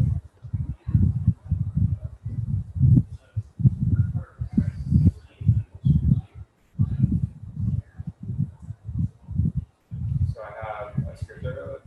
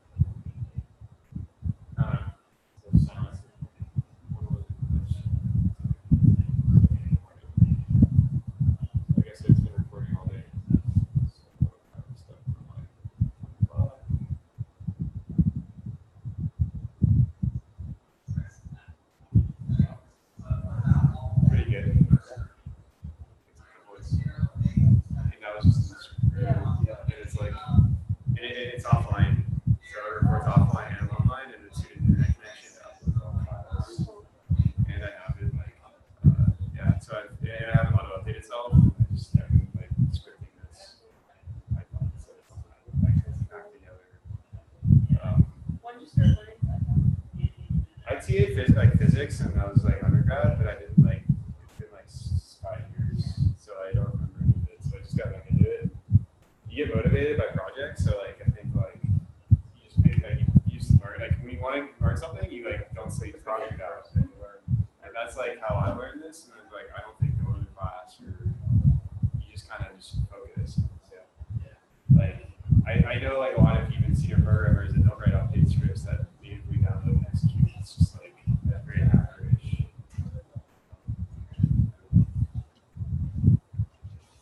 Scott, we were just talking about your hardware, man. Oh yeah. Got some hackers here. Oh yeah. I'm so excited for that. Like, I can't tell you. I really did nothing about Raspberry Pi, so like how you. Well, that's just one of them too. You know, I mean, there's a lot of them out there. It's just one of my favorite platforms. So I sent 2 of them into near space. I sent one up with a to 120,000 feet with an Iridium satellite module, and so I'm SSH'd into this thing at 120,000 feet, and it is very slow. Did the signal get destroyed? No, it was very slow. So like, I'd be so worried about like Iridium and stops. Shit. But we successfully got it to take a picture on demand at altitude and send it. So low res. Hey, you and I would get along because I mean we're in imagery and then backyard with a tree. Like I showed you the setup. Oh yeah. Backyard, the HF. Oh yeah. Like all the businesses we have set up. Yeah. So I got I put a 500-foot loop antenna 100 feet above the house with my drone. Oh my God. So you fly the drone over with like fishing line, and you know, place it like right over the top of this tree, and then attach paracord to the end of the fishing line, reel it in, and then use it to pull up the antenna. And it's mostly square-ish. Yeah. My feed line is kind of messed up a little bit. It's hard to hit it right, man. To get it to match my amp, so I got one of those ALS 600s. Yeah. And I can get like 300 out of it. But like I know people who are overdriving it. You know, they have to turn it down because it's above 600. We've at 1001 amplifier. Oh, nice. Cool. Yeah. So when we turn it on, like the TV's flicker. Yeah. so it's not so like you like cancer risk. One of my buddies does CW, and he's got a legal limit amplifier, and his wife would be blow drying her hair, and he keys the mic, sparks would come out. Oh my God. So he's like, we gotta change, we gotta fix that. Yeah, so I was worried when my dad was broadcasting downstairs and upstairs, and I'm gonna call and they stop for a second. Yeah. Whoa, like, I don't want to feel that anymore. Yeah. Probably just expose that for everybody. Yeah, she was not happy about the sparks. It's kind of funny though. Yeah. Virgin Islands, like all of our Virgin Islands. Yeah. We haven't used it for a year or two. We when Haiti got hit, was it earthquake? I think it was an earthquake. Yeah. We all agreed, you know, we're working at home, we'll just leave it on and listen in. And there was a guy who he found a ham radio, hooked it up to a car battery, had no idea like really how to operate or anything, and was calling for help. Are you in Aries? I'm not, but I wanted to get Okay. involved. Like I was part of the ARL, got like a scholarship. Yeah. And all that. Oh, nice. And Cool. I have ARL was like the industry review, like all the industry site. But yeah, I haven't just not. I didn't have like a mentor in Aries before. Yeah. So it's like been kind of like there aren't many people my age that are in radios. It's like I'll get you in, dude, no problem. You know what I mean? Like there isn't there's nobody around. So I haven't been to a meeting in a while. If like I hacked up like a dipole antenna on my car, hitting 30 mile repeaters, like hitting other repeaters, and like I did like this cascade of repeaters, like just being getting moved, like with radio. Oh yeah, you can do move mounts and using JT. Yeah, right? I think like this is stuff that like nobody around me is doing. So Joe Taylor came to our club and talked to us for a couple hours. Okay, which was awesome. Wow. You know, he's got the D-Star stuff. He's got a you know, Nobel Prize in Physics. I've heard of him before. He's a cool dude. I want to meet people like that more often. But like our Aries group, so they're like, all right, get on this Echo Link channel, and you know, if you hear something, you know, type it in. Yeah. And so one of us did it, and they like State Department sent a helicopter over there and like rescued him. That's cool. Like when you see an impact with people. Like, yeah, like some, you you know, we're in Georgia. We heard the signal for help. You know, we do something over the internet. Next thing you know, like State Department's going in there. But yeah, I get you into Aries. Yeah, I've been trying to figure that out. I feel like that is cool to do, and just inspiring more people to get involved. So I did a 4-hour shift at the Emergency Operations Center for the hurricane, Sandy Springs. And, Sure, that was busy. It was busy. Yeah. They lost power. Bike events, like where you. Oh, right, yeah. Like at Howard Gardens. Cool. Here's emergency like vehicles and having the emergency radio operations there. And I've done like a lot of volunteers in that alley. Like bike events and things like that. I think the coolest thing we did was we did an ARIS contact. We set up. So I have like 800 kids in an auditorium, and we did a contact with the space station visit went over. And so it's about 15 minutes from acquisition to loss of signal. You get about 12 minutes worth of talk, and there was an ex-Navy SEAL on there. You know, I'll send you the audio from it. Yeah, please do. Like, so the kids are like, so what's it like when you cry in space? You know, and one of them was like, you know, he was talking about the really cool thing is, you know, fire in space. You know, because it's just like a big ball of moving. And I would imagine. Yeah, that's super. Like, scary too. Yeah. Whoa, like fall. So, but it was neat. It was really cool. And so the club's got a big, you know, the gimbal that will, you know, we can use to follow the trajectory. It has like a 12-foot and a 15-foot Yagi on it. So it was like a high-powered, you know, following line of sight. Comparison. It was crystal clear. It was awesome. I'll send you some pictures and audio. Yeah, man. It's fun. I've been wanting to like do more. I haven't used my handheld for a while. I'd like to need to get home. But computers, like always missing. So I've set up D-Star repeaters. Yeah, I want to get involved in D-Star. I haven't like done it and set it up. Yeah. It's like crazy noises that somehow improve. Yeah. Like R2D2. Yeah, it sounds like this like swooshy noise. It makes it's actual signal. But the other neat thing is, like, one of the balloons we sent up, I did slow scan TV. So I built a little slow scan TV module, and I wired it in, and we transmit 2 meters back down to our antenna. So like every 30 seconds, we take a picture and then transmit it in SSTV. Oh my gosh! And so you can sit there with your iPad and like watch it come across, you know, as it's going up. That's cool.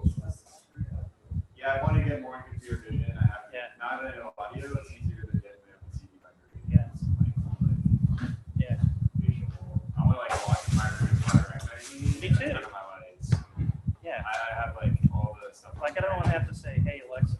I want to walk in, and Alexa knows that. Well, same with audio. Audio is really good. So actually, my computer, I know people work in my room that aren't needing based on the audio. Yeah. The door stands in it. It's great. Like all I these. can so see a paranormal activity spin-off. There is. No, like when you normalize audio, it sounds like ghosts. Like I did a normalization algorithm, and like maybe this. And then you're like, "Whoa, that's a ghost," but then you guys know like that's not a ghost. That's just normalized filter.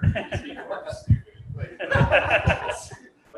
built a filter, and I'm like, "Oh my god, I gotta know why all these girl experts are like idiots." So understands the press. It was really funny.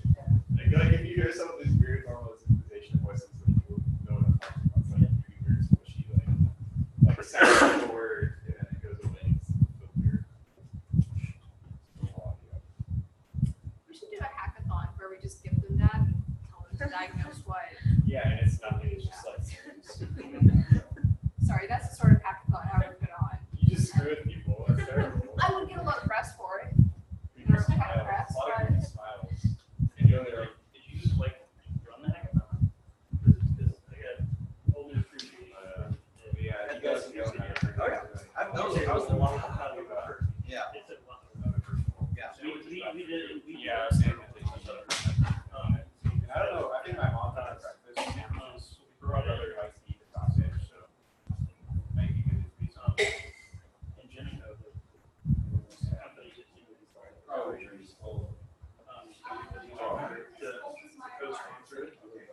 very upset I don't have alcohol, Jim. There's plenty of alcohol. They can improve You can break your rule.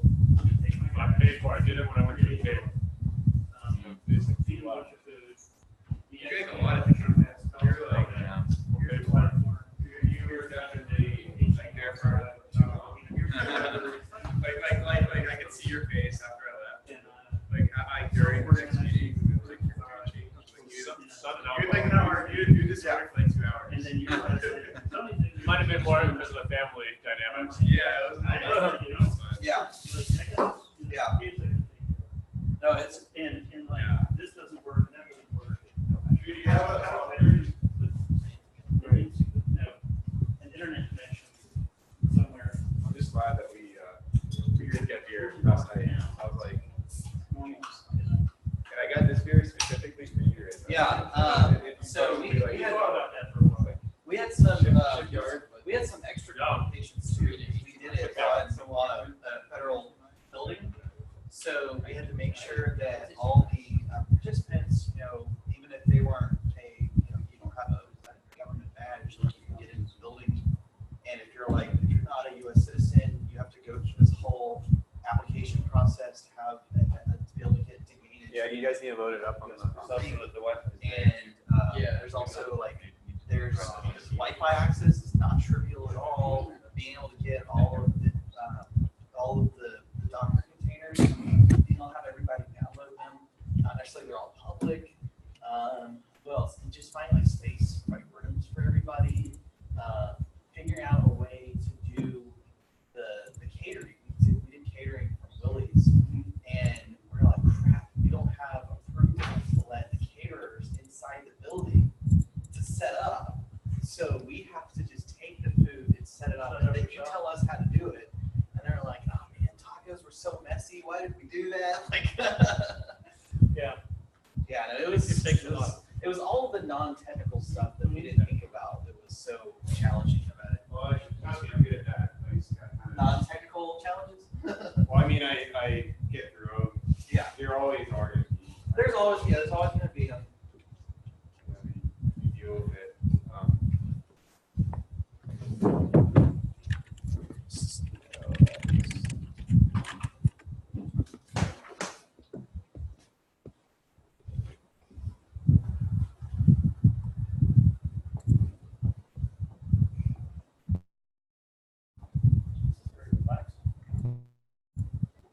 Normally I would have been to Avalon, Wall, 2 friends' houses. I'm like a Uber driver. That's funny. My kids. Your kids. 2 more years. Driving, so.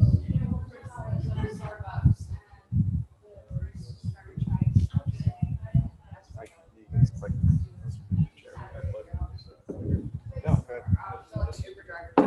Yep.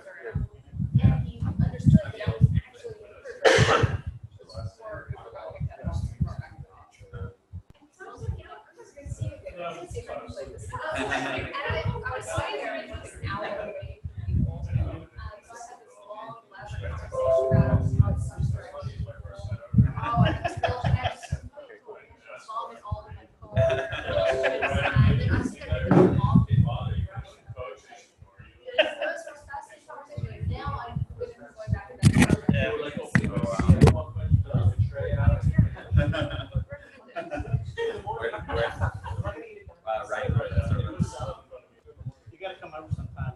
I want to call my dad. Excuse me. I wish I was in Seattle until like 9 in Seattle. So it's just not here.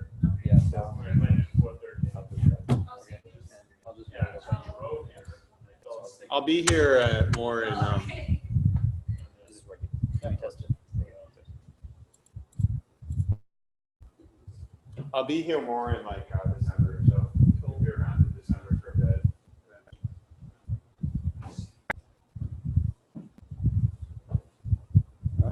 So my name is Yahia Ali, Neel.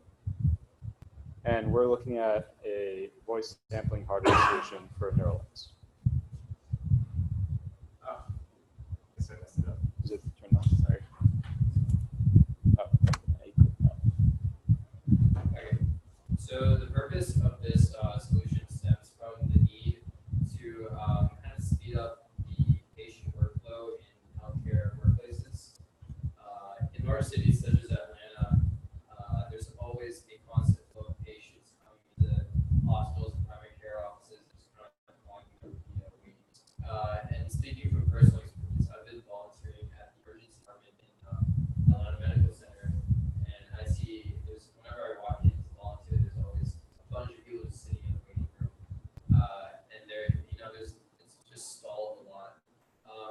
so from this, Yahia and I decided to investigate the possibility of coming up with a speech analysis platform by which we can do speech-to-text transcription for recording patient notes, as well as collecting voice samples for NeuroLex and mental health diagnosis.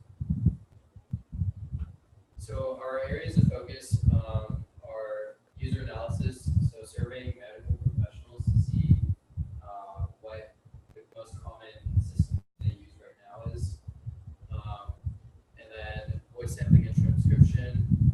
We want to see what's the best way to integrate this kind of technical platform in healthcare workplace. Like would it be a hardware device, kind of like a so Amazon Echo or like Google Home kind of thing, or would we do like a phone app, a watch app, iPad, something like that.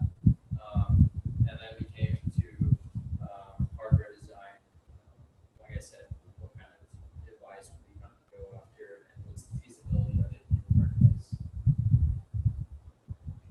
And so I did some research on market opportunities, and I came across some interesting numbers.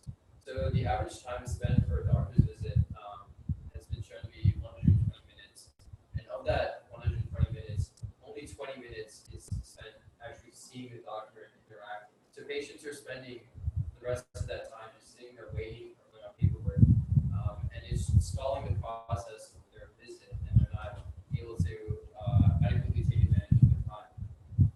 And when you consider that the average U.S. patient panel size is 2,300 for one physician, that's somewhere around maybe 20 to 25 patients a day for the busiest of people. And so when you consider that, there's definitely a great need for something that can speed up the workflow in the office. And then I saw that the average cost for a doctor's visit, including opportunity cost, is $75. And of that $75, $43 is called the opportunity cost, which is the amount of money that a patient is just by sitting there and waiting.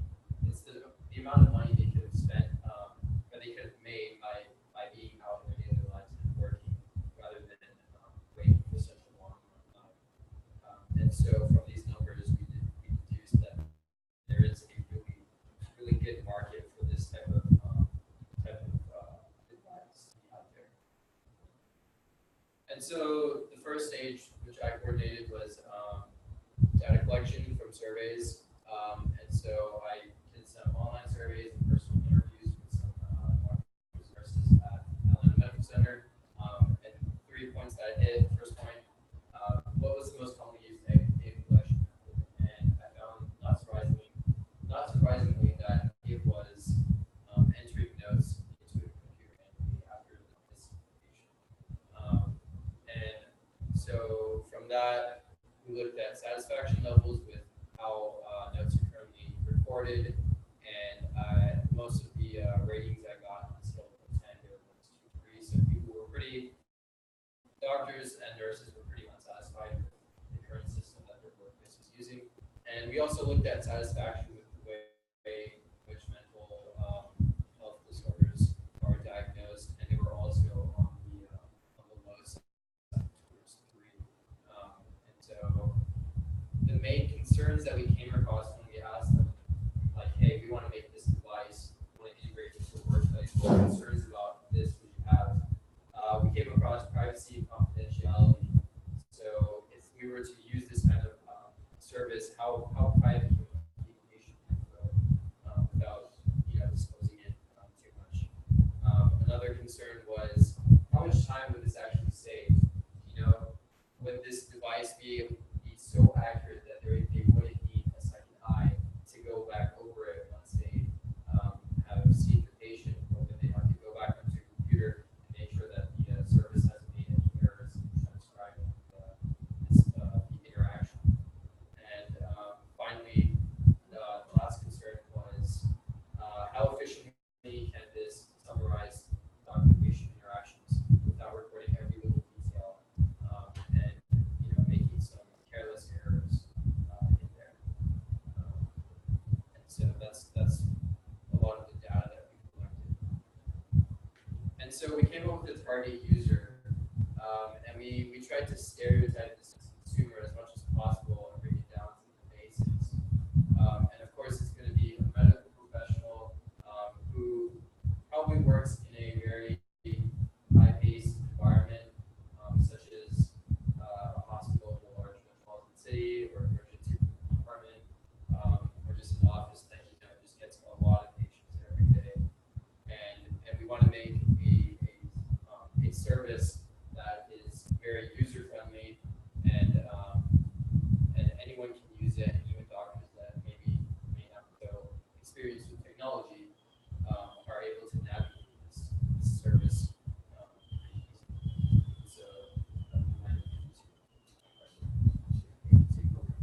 So from this user analysis, we gleaned a couple of design insights as to how we want to put this product together. So we came up with a couple of requirements. We want the product to be able to isolate the patient's voice so that we're getting a clean voice sample that doesn't have the physician's audio also in there. We also wanted to transcribe that audio in real time if possible so that the patient can focus on interacting with the doctor and the doctor doesn't have to just be staring at their notes or trying to type into a computer the whole time.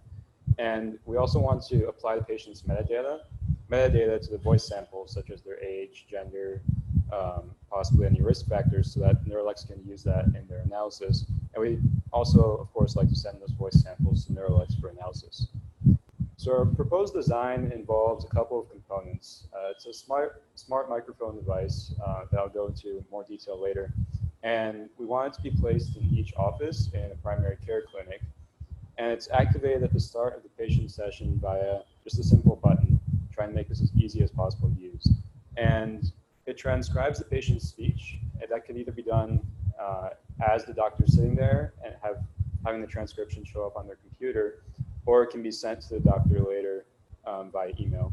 And it'll automatically send voice samples to NeuroLex and return the results to the physician so that they can make diagnostic decisions based off of that. So we came up with a very simple hardware design, just using a Raspberry Pi and 3 omnidirectional microphones with amplifiers. And what those microphones allow us to do is possibly separate the source of the audio using the spatial information done by separating those microphones into say like a triangular configuration.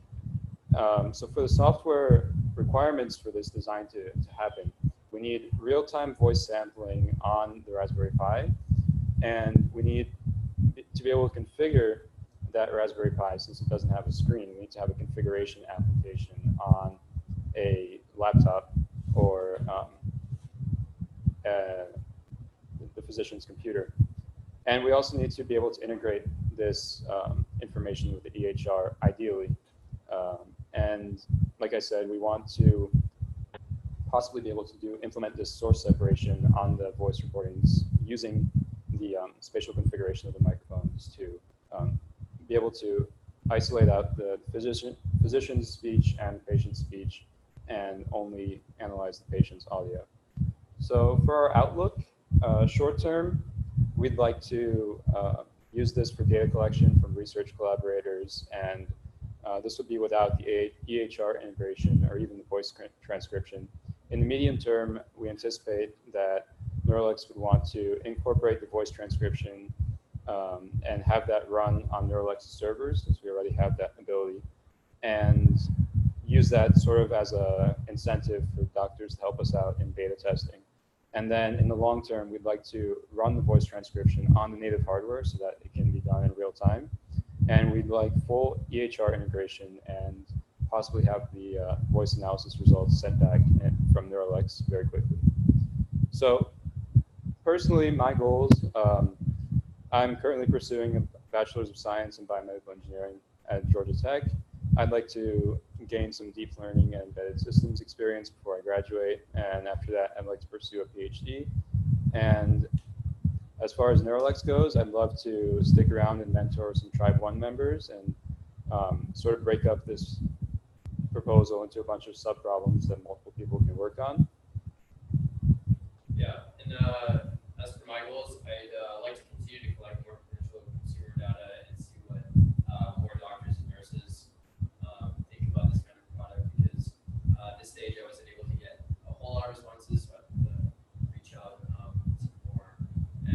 like to stay involved with NeuroLex and mentor some more Tribe 2 fellows to help them out with this process.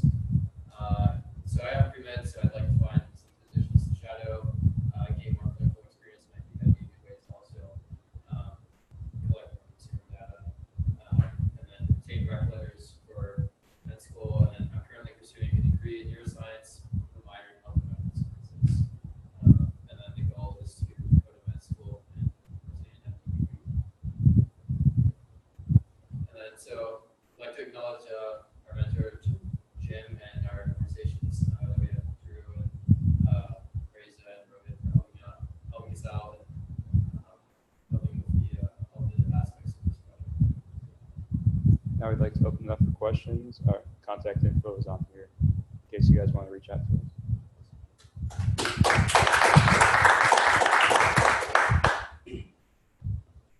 I think Scott's the one. Scott's the one. Yeah. Scott. So how did you guys solve the configuration problem?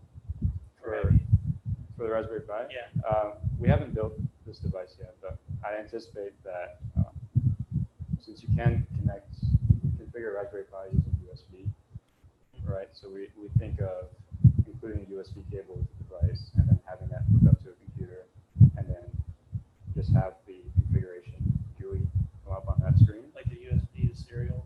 Yeah. Yeah, do it that way. Yeah. Okay. So it's a problem that I'm trying to figure out how to do right now too. So you can do the USB serial, or there's a lot of stuff that you can do if you knew at a time what like the Wi-Fi access password is going to be. Yeah. You can load it onto the SD card.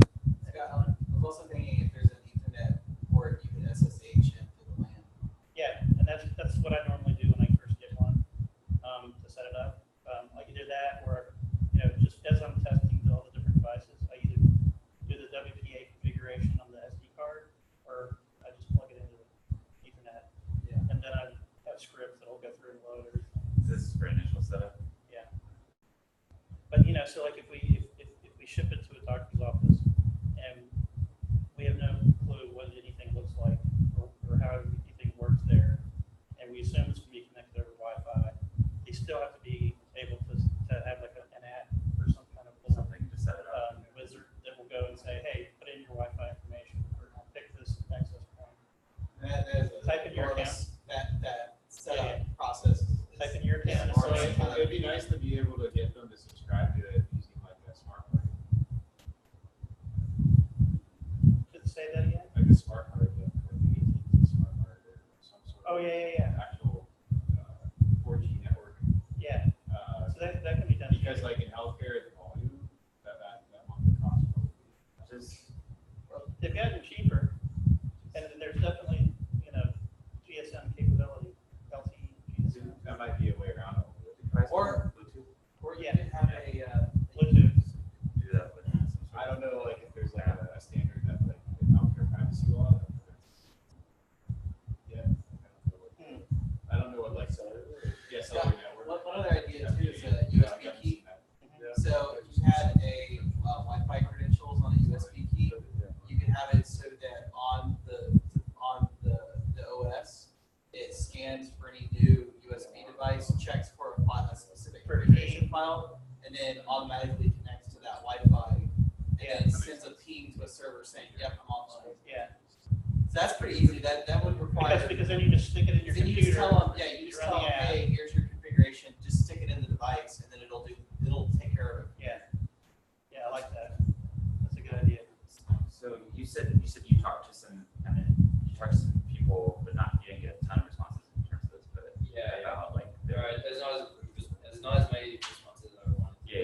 But the ones you did talk to and Reza probably knows a lot of this, like you did say that the ones you did talk to, like this system feels like it causes a lot of clutter in terms of getting patients in and out. So the major thing I noticed was that they were concerned with like integrating, like literally just the process of integrating it into the workplace. They're like who would help us set it up? Yeah. How much would it be a pain to set up? I mean, how do we would we have a dual system? Would we have the current system that we already use, and then also this? How do we make those compatible? Did you get the impression from the people that you talked to that like say that we could integrate this, that this would be something that would save them a lot of time? Or Yeah, they did say that. It's just that I got the feeling they were very hesitant. Like we needed to prove to them before they even like considered buying into it that this would save. I think nurses are the ones that are love it. Yeah, that's what I was. They're gonna be the ones. That's my opinion. I got most of my response from nurses actually. They're gonna be frustrated because they're the ones who So I got a question. So have you looked at using like a MEMS mic and making it more directional so that it's actually pointed directionally towards the patient instead of where the doctor sits? Yeah. As opposed to doing I thought using about the doing that. condensers. The problem is like that it adds more of a configuration step, so that you have to have the device placed in the right direction. Aimed in a certain direction. Yeah. Just putting it in the corner. Yeah. Yeah. Right, you might not be able to position it. It's not like you're. I think you could if you had color coding. If you had like a red and a yellow dot. Do not Yeah. move. Most offices, it's not just the same place. Yeah, that's true. That That's could what work I'm too. saying. So the doctor's always sitting here, and you put it like above his head or something, pointed out the other. Yeah, that would simplify the software part where we were thinking of doing that source separation. You can do the separation, but it's never going to be 100%. Yeah. There's lots of situations where you have like family members in the room and like all kinds of stuff. You can at least think it's possible, but you could, you find little frequency patterns and little fingerprinting and separate people up, but it's not as easy as it might sound. Yeah.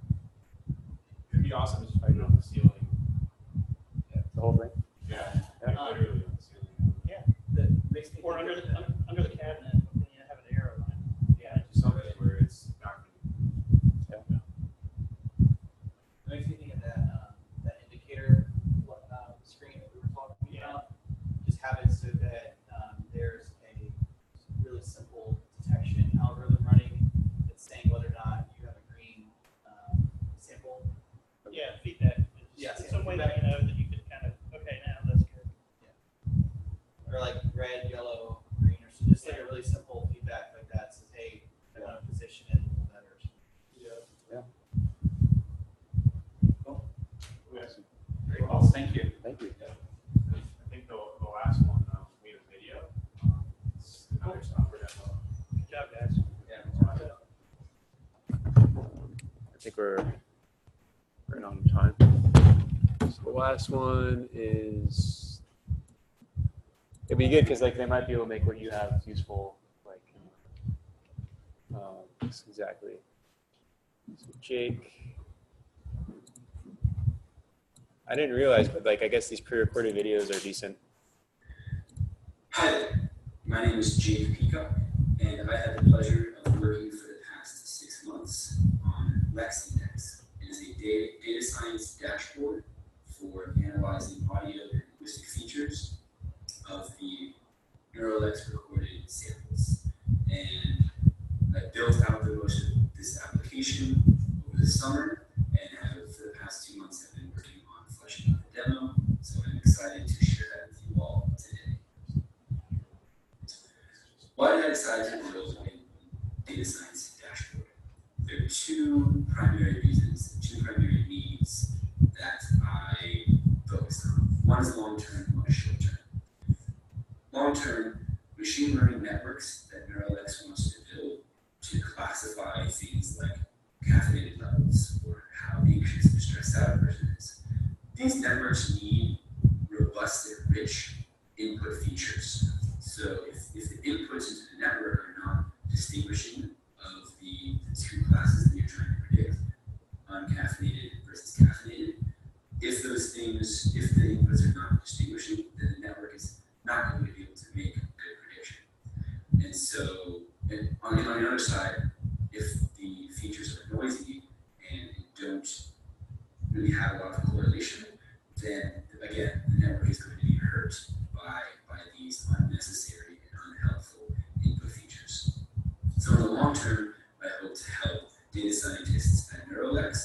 analyze the distributions of some of these features as they grow out their database and their input data. Because right now, NeuroLex's main goal is to gather tons and tons of these speech samples. And if we have this data science dashboard to then analyze the qualities and the features of these speech samples, that's going to really, really assist the data scientist's ability to then build a machine learning network for whatever need NeuroLex has.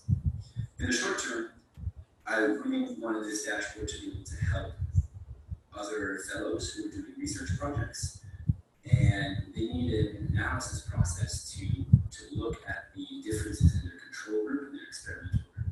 As of right now, the end of the pipeline gives a document full of these features, but they're all numerical.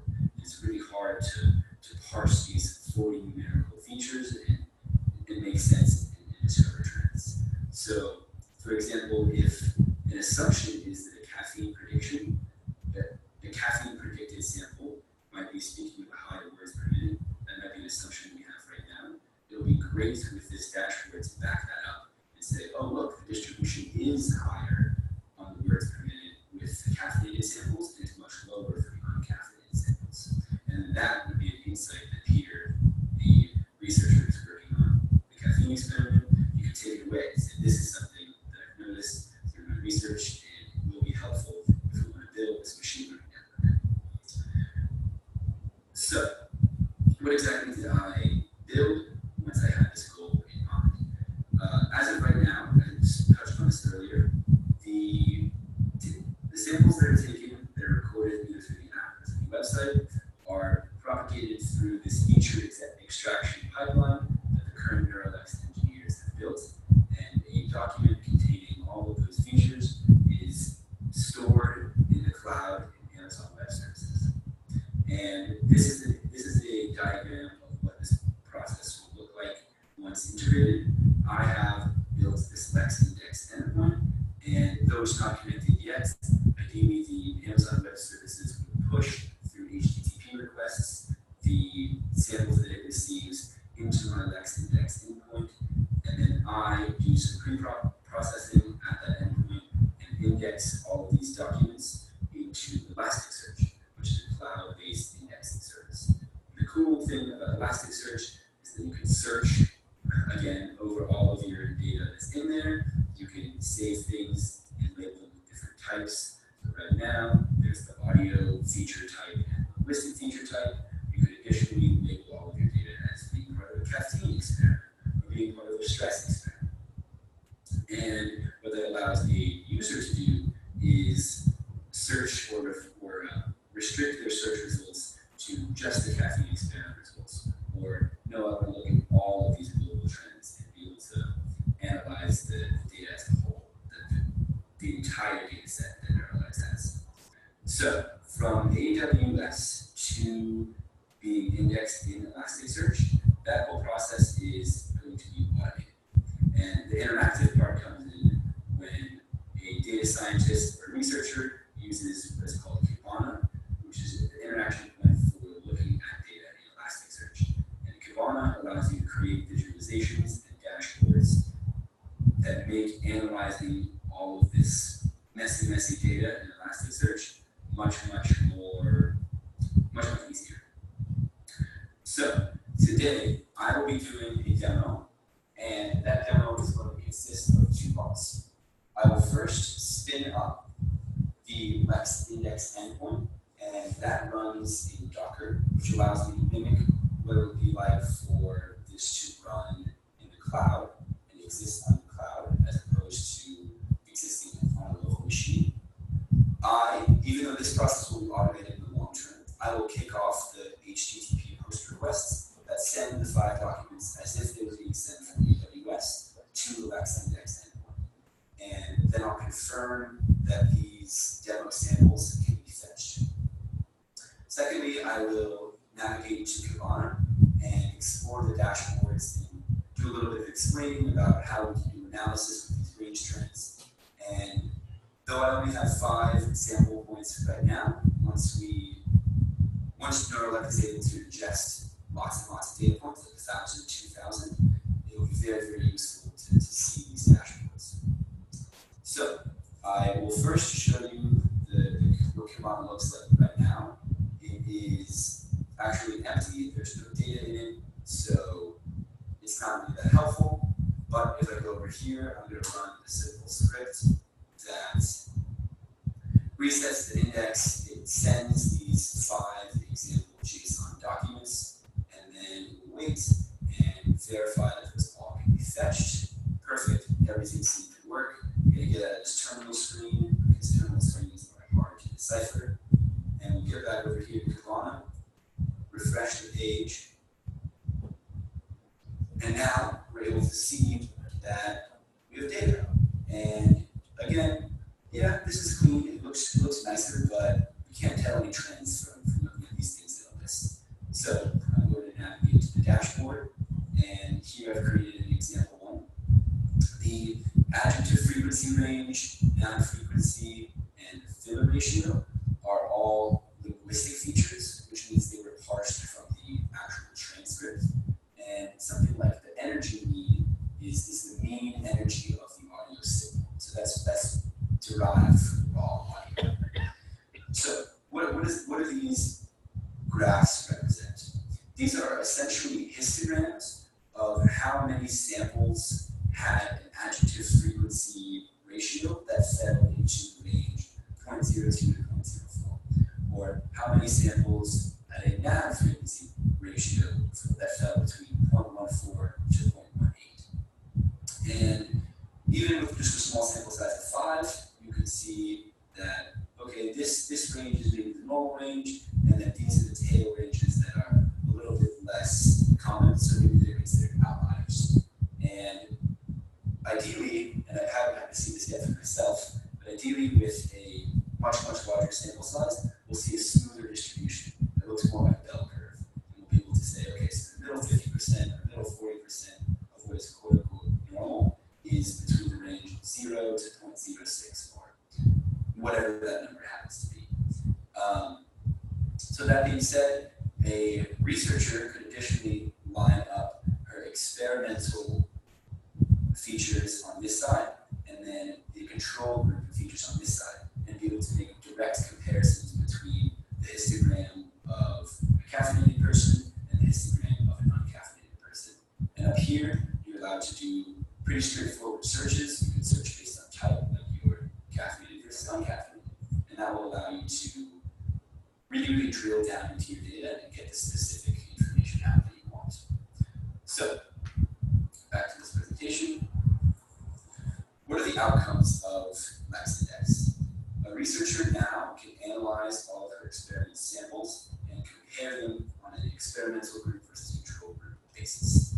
Additionally, data scientists can look at the aggregate global data that NeuroLex has collected and discover these trends and validate what a normal range really is. And finally, these dashboards allow for organized and shareable access to these visualizations. I can create this dashboard and save it, and then a data scientist in Atlanta could immediately start using it and look at what I created for them. So I don't have any quantitative measurements since I've only been working with a small sample size. It would take a much, much larger set of data to test the speed of this index, but it can receive and index these documents in parallel. Additionally, LexIndex, because it's containerized within Docker, can easily be scaled up to production. And that means if the demand for a single endpoint is too high, we can spin up another Docker container that can take some of the workload off. And the great thing is that they will both still connect to the same Elasticsearch cluster, because Elasticsearch and Romanav are distributed systems. It's not a lot of extra work on our parts. And we still have one central repository, which is the Elasticsearch cluster for these indexed documents. And again, because it's distributed, it's very, very redundant, reliable, and there's no risk of losing this information. So that is LexIndex. I plan to continue working on it and hopefully connect it by working with Drew to the existing pipeline. Additionally, I want to work with Peter Tang at Rice to help him discover trends in his caffeine research and hopefully discover trends in the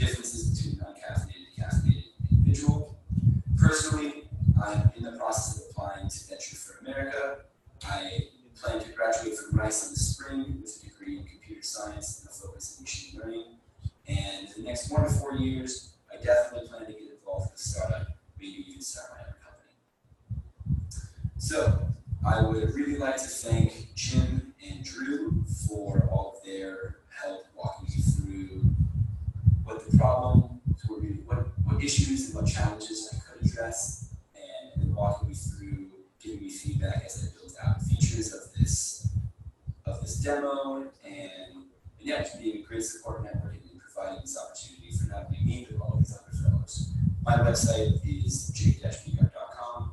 If you have any questions for me, please email me at james.peacock.com at gmail.com. Thank you so much for your time, and have a great rest of the day.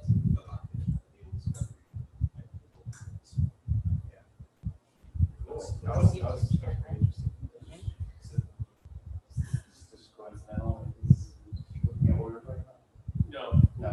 Okay. Yeah, so I was telling Drew about who's mentored him. Yeah. So you can see who's. Yeah. We even talked about it because actually, some already working on this. What's the difference between Kibana and Atawala? So Atawala is a desktop application, and it's a desktop application, whereas Kibana can be deployed in the cloud. It really is a lot of times it's deployed with Elasticsearch together. So like if you go to Amazon and you deploy an Elasticsearch cluster, it comes bundled in with Kibana. Okay. But ultimately, my vision is not to rely on Kibana in the long term. I think that Kibana is useful for prototyping certain dashboards, but ultimately we'll want to use something like D3 and React to create our own dashboards.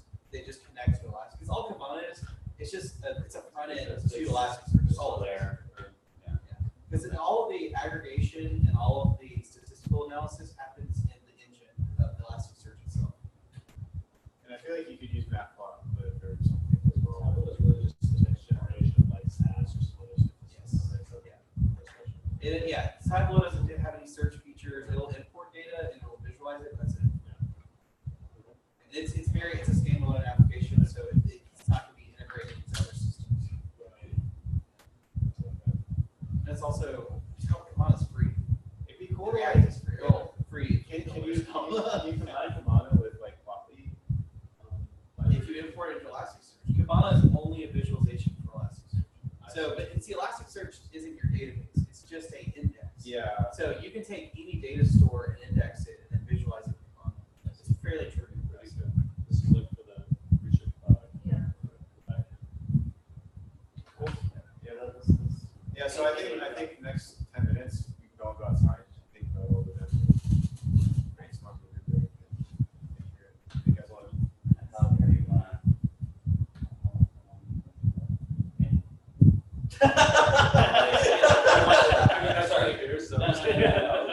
Sorry, I worded that wrong. Are you expecting us to come back and announce something in 10 minutes? I think we should all go outside and talk about it. I think we need to use Ray's hat. But There's so many, like, are we deciding the winners? That's what I was saying. Yeah. In the next like 20 minutes. Okay. It's not like it's ridiculous. Well, it's we're asking for theirs. yeah, so we can figure it out. So it's first, second, and third place, and then I'm gonna be in group. Yeah. Figure out. You both may have different angles, but my mentor at UW is he's still on the ranks. Just launched branching out of the university. I think we're literally that's July for like the last 8 years. He's similar technology in terms of he's a psychologist, so he's doing his So Alice and Anita, we're gonna take the next 10 minutes and 15 minutes outside and just kind of as a team collectively assess all the applications and presentations. And then we'll get back to like the video about 4 o'clock. We're a little bit behind schedule, so you're still there.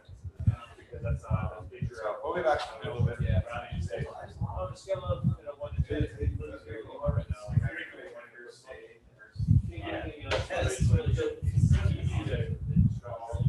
Everybody's working on their shoes, so it's hard to work. Working out. He's deployed that. is what it is. Schools, every college would be, there's no structure for this, but they want to go beyond it, like after you get like too, because it's like flourish or maybe and that's there tools. And I like just you might need some more.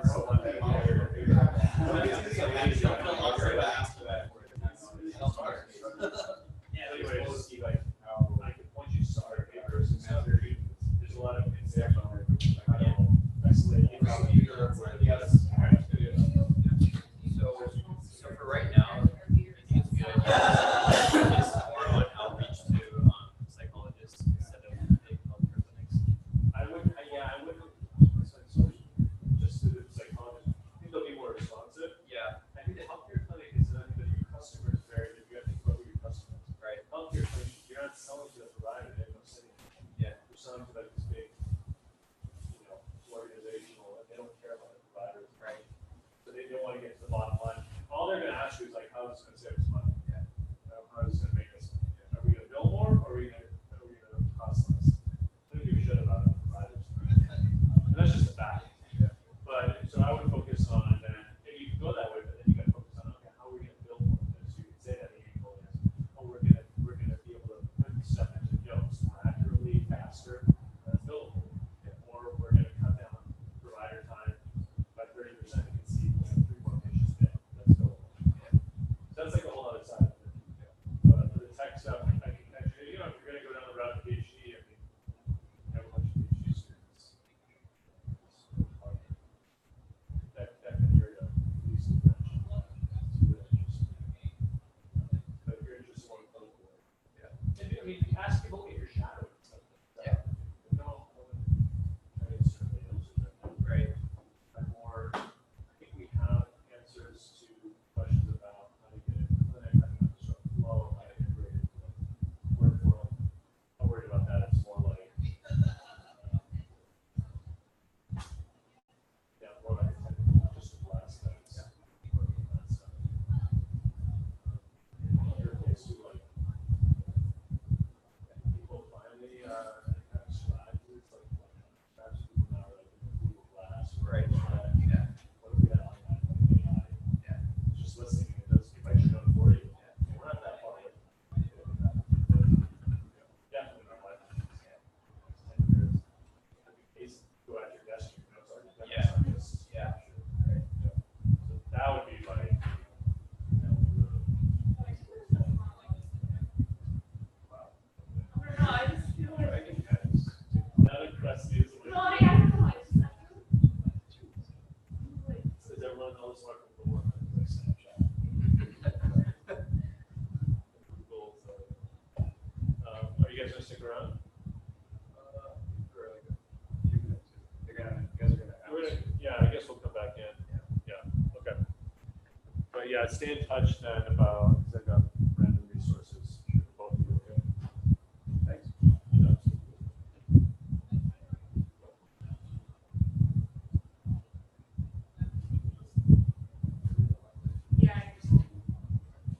Yeah, don't listen.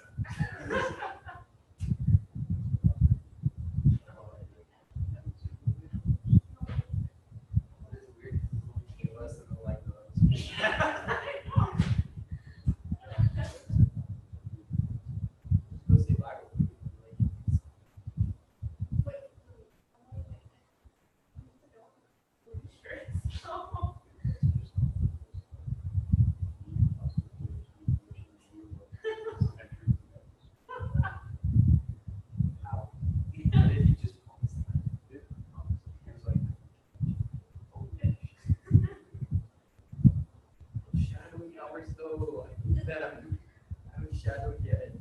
Wait, are you like, I'm just like, wait, why aren't you wait. it's like the stamps. Oh, I think you meant SHC. Yeah. No, I don't know what it stems from. It's like, it's all like 3,000 people and. No, they just do like fucking fairs and stuff. Like they like table. Yeah, like table, they do like, they help with Yeah, that's like like, anything probably. right. But like you have, like if you have enough points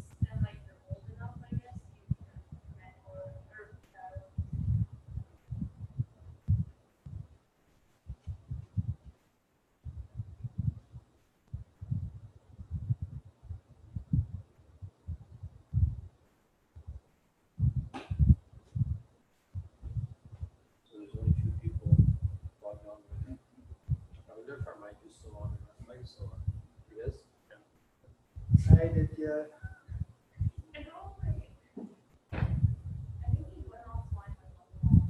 No, that's it right there. Yeah, but it could be a different.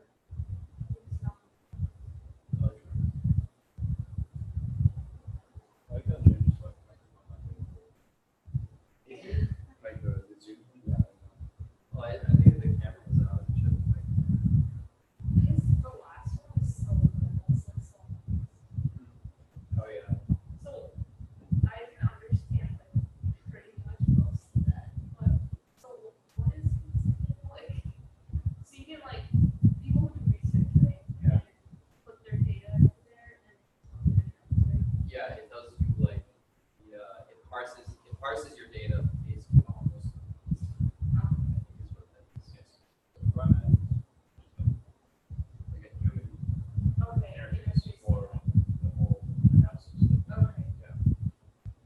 But you think Honestly, I didn't understand a lot of it. yeah. It sounded like It comes packaged with Elasticsearch. That's what Oh, I thought he made the whole thing. That's what I thought. Well, actually, but they weren't really impressed. I thought he made kilometers. Comes with So what did he do? I think he made the dashboard. So That's it. he set up like Oh, those graphs. That's still Yeah. yeah. No, I've never heard of like Elasticsearch or Kibana. So is Kibana like a I think Kibana's like a cloud, right? Kibana is just a web app for Elasticsearch. It sort of has stuff running. So you guys listening by the window. We have microphones. Yeah, you got technology, I know. You know, ever since I started working on this, I just walk around paranoid all day.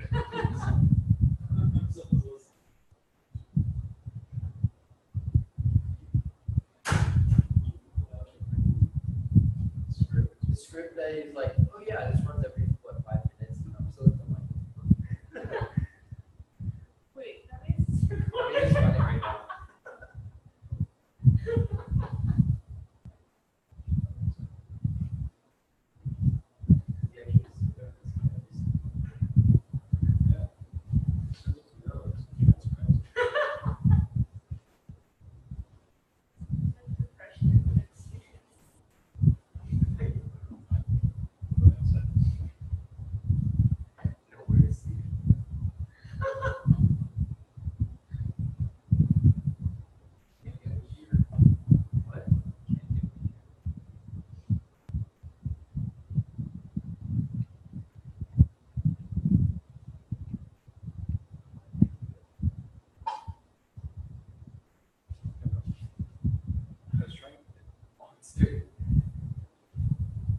I didn't expect it to be so hard to get my USB hub out.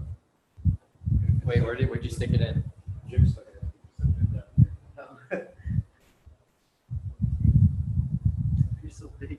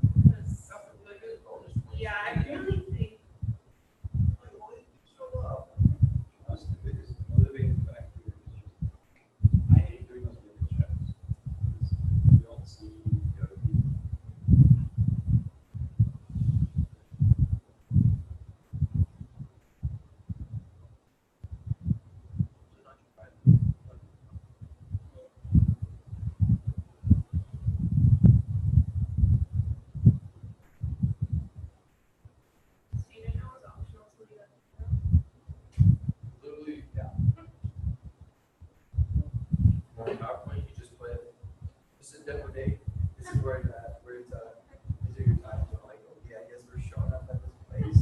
Obviously, it wasn't the case. Yeah.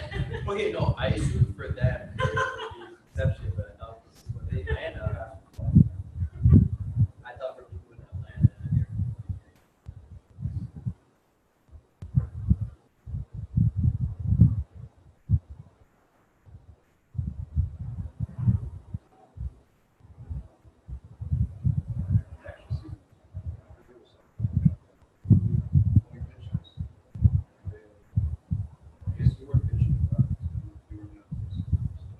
Well, you were, yeah, you were with Broken, Drew was very, both Drew and Jim were very good. Because they're concerned about, since most of the work has been software so far, they're concerned about the challenges about running, but now it seems like they're doing more hardware stuff.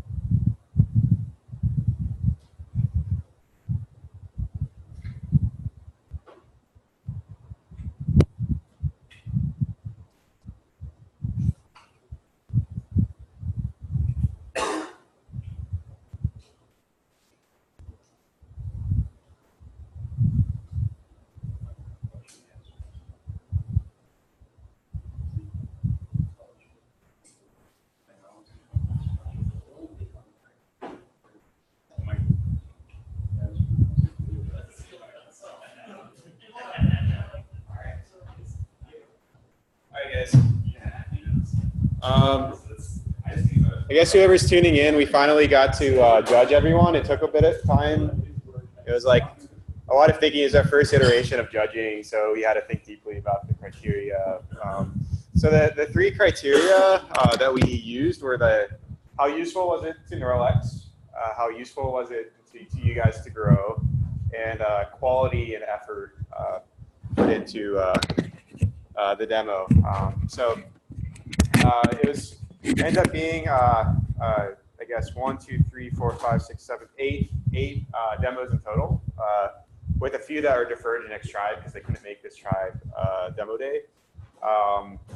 There's been like so much effort. I really first want to say thanks to everyone for participating. It's like amazing tribe iteration. That being said, the first prize to NeuroLex goes to the Cabana dashboard. So Jake Peacock, because I think for us, we're like saying, tons of effort, tons of quality. We've been struggling with research for the last two years, so it's super useful to us there and tons of quality. Second place, Radhika and the depression. So we really thought that was laid out. And then third place, the network demo by Adita, and then also tied with you guys. So it was a third place tie. You both did great work. We'd love to see you guys continue it. And if you guys want to participate again, you progress the next tribe as you get like actual prototype and deployment, definitely eligible for the next prize as well. So if any of you guys want to continue your projects, we encourage that. We would say that we're not going to say that you're not ineligible for the next tribe. Hopefully we'll get sponsors for the next demo day, so we get more money. And my goal is to sort of have match funding from third parties. So I really want you guys to continue working with us, the tribe, and everything else. It's been super fun. I mean, this whole process of creating this like crazy idea into this reality and getting all the mentors involved and you guys involved, I think it's going to keep growing. And this community is great. And if there's anything I can do to help any of you guys, let me know. And I think this is sort of the start. So it's the beginning of what we're doing, and really appreciate all the effort you put in. So that being said, I will, if you guys have questions about your scores, please reach out to me. I can talk one-on-one with you about how we judge, the decisions we had to make. It was definitely a hard decision for like us to select the winners because all of you guys did great work. And part of it was on me too for this program. I think I'll take some of the blame for not giving you guys all the software, and this is the first iteration. But with that being said, I think if you can progress and continue, we'd love to get you involved next time too. So I think that's it. If you guys have any questions, please reach out. But thanks so much, guys, for everything, and really looking forward to continuing. And so kind of end the end.